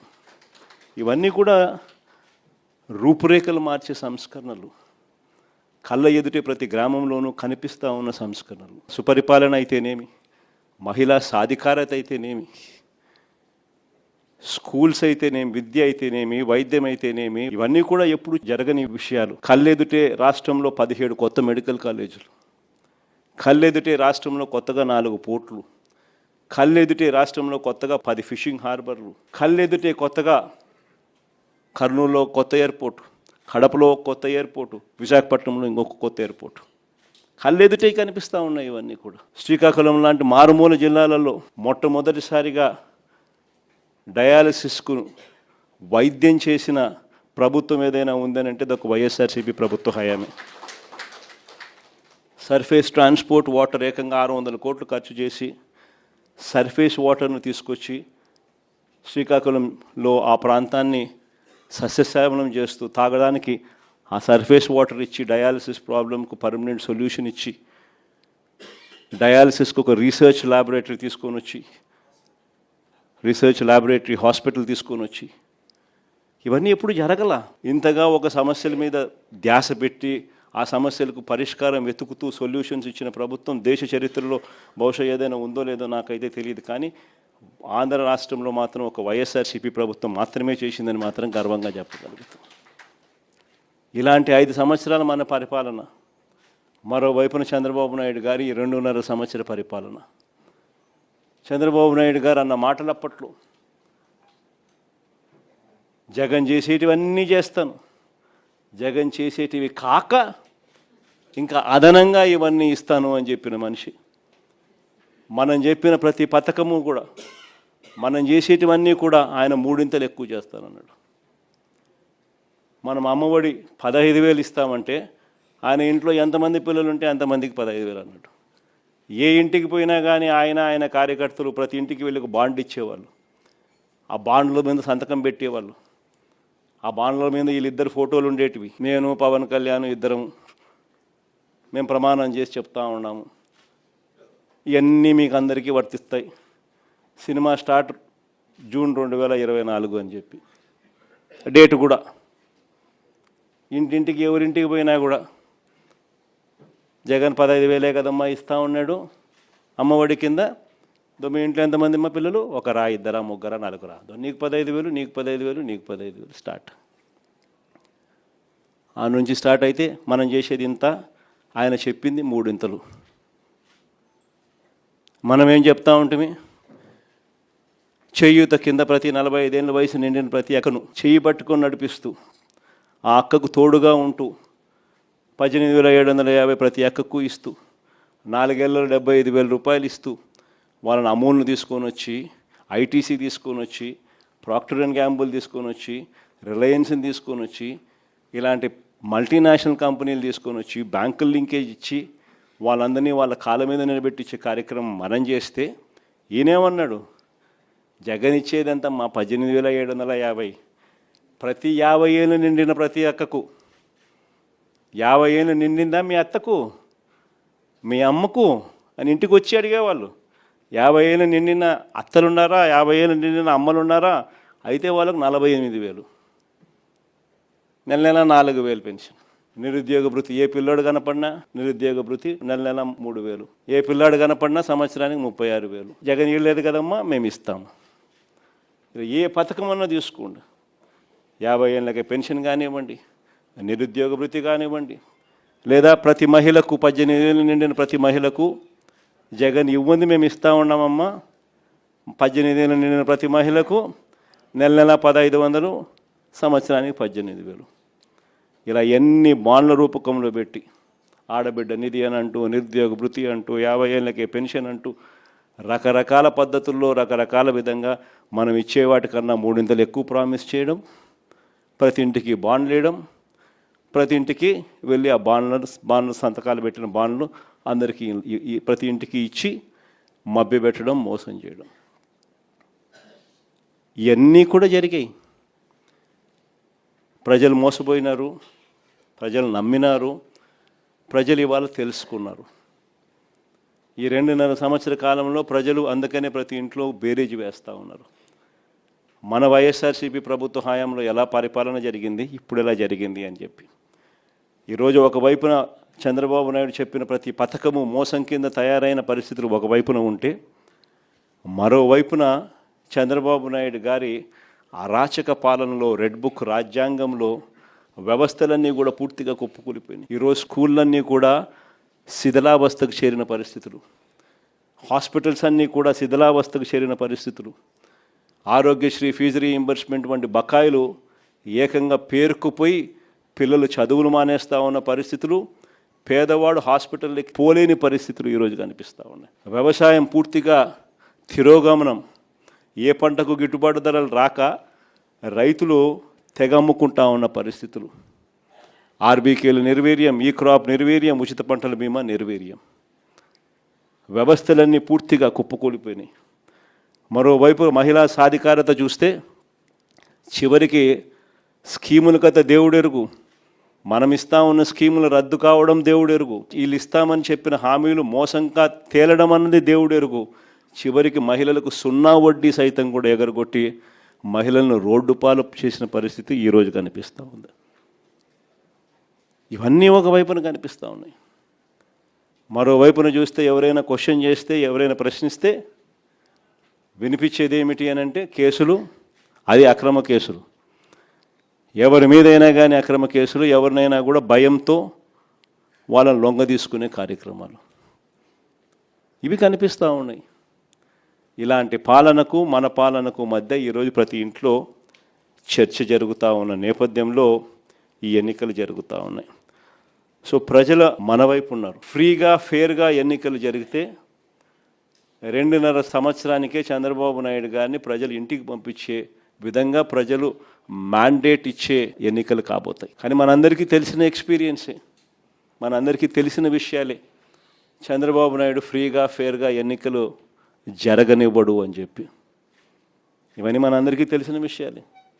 మొన్ననే మనం చూసినాం, ఉప ఎన్నికలు జరిగినప్పుడు ఎంపీటీసీ ఎంపీపీలు ఎన్నికలు కానీ, మున్సిపాలిటీలు కానీ, జెడ్పీ చైర్మన్లు కానీ మన కళ్ళ ఎదుటే మనం అంతా చూసాం. మేయర్లు కానీ బలవంతంగా ఏ మాదిరిగా అధికార దుర్వినియోగం చేసి చంద్రబాబు నాయుడు గారు ఏ రకంగా దౌర్జన్యం చేసి, ప్రలోభాలు పెట్టి దౌర్జన్యం చేసి ఏ రకంగా ఎన్నికలు రిగ్ చేసే కార్యక్రమం చేస్తాడో మనం అంతా కూడా చూసాం. ఇలాంటి పరిస్థితుల్లో ఎన్నికలు జరుగుతూ ఉన్నాయి. అందుకనే ఇక్కడ ఈ ఎన్నికల విషయంలో జాగ్రత్తలు తీసుకోవాల్సిన అవసరం చాలా ఉంది. ఎన్నికల్లో ప్రతి ఒక్కళ్ళం కూడా ఆషామాషిగా తీసుకోవాల్సిన ఎన్నిక కానే కావు. ఎక్కడైనా ఏ కాన్స్టిట్యున్సీలో అయినా కూడా ప్రతి ఒక్కరూ గుర్తుపెట్టుకోవాల్సింది ఏంటంటే, కార్యకర్తల కోసం మనం నిలబడే ఎన్నిక ఈ ఎన్నికలు అనేది ప్రతి ఒక్కరూ గుర్తుపెట్టుకోవాలి. గెలుపు ఓటమి పక్కన పెట్టేసేద్దాం. చంద్రబాబు నాయుడు గారు దౌర్జన్యాలు ఏం చేస్తాడో, ఎలా చేస్తాడో, ఏం చేస్తాడో, ఏ మేరకు చేస్తాడో వేరే విషయం. కానీ ఆ కార్యకర్తకు దౌర్జన్యం చేసిన మా నాయకుడు మాకు తోడుగా ఉన్నాడు అన్న భరోసా ఆ కార్యకర్త కలగాల. నన్ను ఓడించడం కోసం, ఒక చిన్న కార్యకర్తలైన నన్ను ఓడించడం కోసం చంద్రబాబు నాయుడు గారు ఇంత అధికార దుర్వినియోగం చేసినా కూడా మా నాయకుడు నాతోనే ఉన్నాడు అన్న భరోసా మీలో ప్రతి ఒక్కరూ కూడా, ప్రతి కార్యకర్తకు కలిగించాల్సిన ఎన్నిక ఈ ఎన్నిక అనేది గుర్తుపెట్టుకోండి. అలా భావన వచ్చినప్పుడే రేపొద్దున మీ ఎన్నికల్లో ఆ కార్యకర్త మీకోసం రెట్టించిన ఉత్సాహంతో మీకోసం పనిచేస్తాడు అన్నది ప్రతి ఒక్కరూ గుర్తుపెట్టుకోవాల్సిన అంశం. ఇక్కడ ఈ విషయంలోనే చెప్తా ఉన్నా, చంద్రబాబు నాయుడు గారు డైరెక్ట్ ఎలక్షన్స్ కూడా పెట్టడానికి కూడా అనౌన్స్మెంట్స్ చేస్తూ ఉన్నాడు. ఒక రకంగా ఇది మనకు మంచిది, నిజంగా డైరెక్ట్ ఎలక్షన్ జరగడం అన్నది కూడా. ఎందుకంటే కనీసం ఒక బలమైన అభ్యర్థి ఆ డైరెక్ట్ ఎలక్షన్స్లో పోటీలో గట్టిగా నిలబడితే ఆ మున్సిపాలిటీకి చైర్మన్గానో, లేకపోతే ఆ మండలానికి ఎంపీపీగానో, లేకపోతే జెడ్పీ చైర్మన్గా అయినా కానీ, లేకపోతే మేయర్గా అయినా కానీ, ఇంకొకటైనా ఎక్కడైనా కూడా ఒక బలమైన అభ్యర్థి అక్కడ పోటీలో నిలబడితే కనీసం మిగిలిన స్థానాలకు ఆ బలమైన వ్యక్తి సూపర్విజన్ ఉంటుంది, మానిటరింగ్ ఉంటుంది అన్నది మనకు కలిసి వచ్చిన అంశం. బలమైన అభ్యర్థులు అక్కడ పోటీలో ఖచ్చితంగా మనం కూడా నిలబెట్టాలి. మున్సిపాలిటీలకు కానీ డైరెక్ట్ ఎలక్షన్స్ కాబట్టి ఆ మండలానికి కానీ బలమైన క్యాండిడేట్ను మనం తీసుకొని వచ్చి పెట్టాలి. ఆ బలమైన క్యాండిడేట్ మిగిలిన వాళ్ళందరికీ, ఆ మండలం పరిధిలో అయితే మిగిలిన ఎంపీటీసీలకు అయితేనేమి, లేదా మున్సిపాలిటీ పరిధిలో అయితే మిగిలిన కార్పొరేటర్లకు అయితేనేమి, వీళ్ళందరికీ కూడా ఆ మనిషి బలాన్ని ఇవ్వాలి, ఆ మనిషి సూపర్విజన్ చేయాలి. ఆ మనిషి సూపర్విజను, ఆ మనిషి బలాన్ని రెండింటినీ కూడా కార్యకర్తలకు ఇవ్వగలిగితే ఒక బలమైన క్యాండిడేట్ గెలుచుకొని వస్తాడు అనేది గుర్తుపెట్టుకోవాల్సిన అంశం. ఈ ఎన్నికల్లో మనం గెలిపించుకునేది మన కార్యకర్తను. ఈ ఎన్నికలు జరగాల్సింది ఆ కార్యకర్తలకు భరోసా ఇచ్చే విధంగా జరగాలి. ప్రజల వాయిస్ వినిపించే విధంగా ప్రజలకు మనం తోడుగా నిలబడగలగాలి. అది ఖచ్చితంగా గుర్తుపెట్టుకోవాల్సిన అంశం. ఎక్కడైనా కూడా మీ నియోజకవర్గాలలో ఎక్కడైనా కూడా ఏకగ్రీవంగా ఎక్కడైనా ఎన్నిక జరిగితే మాత్రం నన్ను అడగాల్సిన పనిలా క్యాండిడేట్ ఆ తర్వాత ఎన్నికల్లో పోటీ చేయడని మీరే గుర్తుపెట్టుకోండి. ఎక్కడైనా పోటీ జరగకోకుండా ఏకగ్రీవంగా ఇడిచిపెట్టినారంటే మాత్రం ఆ తర్వాత క్యాండిడేట్ ఎమ్మెల్యే ఎలక్షన్లో క్యాండిడేట్ కాడు అనేది గుర్తుపెట్టుకోండి. అంత ప్రస్ఫుటంగా అంత క్రిస్టల్ క్లియర్గా చెప్తా ఉన్నా. ప్రతి చోట పోటీ జరగాల. ఎన్నికలు అయిపోయిన తర్వాత కూడా నేను రిపోర్ట్లు తెప్పించుకుంటాం. మీ ఎమ్మెల్యే క్యాండిడేట్ ప్రతి చోట పోటీకి నిలబెట్టాడా, క్యాండిడేట్ నిలబెట్టలేదా అనేది పోటీ రిపోర్ట్లు తెప్పించుకుంటాం. నిలబెట్టిన తర్వాత మీ ఎమ్మెల్యే క్యాండిడేట్ ఆ క్యాండిడేట్లకు ఏ విధమైన సపోర్ట్ ఇచ్చినాడు, సపోర్ట్ బాగా ఇచ్చాడా, బలంగా నిలబడ్డా మీతో పాటు, అవునా కాదా అన్న రిపోర్ట్లు కూడా తెప్పించుకుంటాం. ఖచ్చితంగా ఆ మేరకు పాజిటివిటీ మీ దగ్గర నుంచి రావాలి. ఈ ఎన్నికలు మనం మన కార్యకర్తల కోసం గట్టిగా నిలబడితేనే కార్యకర్తలు మన ఎన్నికల్లో మన కోసం గట్టిగా నిలబడతారు అన్నది ప్రతి ఎమ్మెల్యే క్యాండిడేట్ కూడా తన సిస్టంలో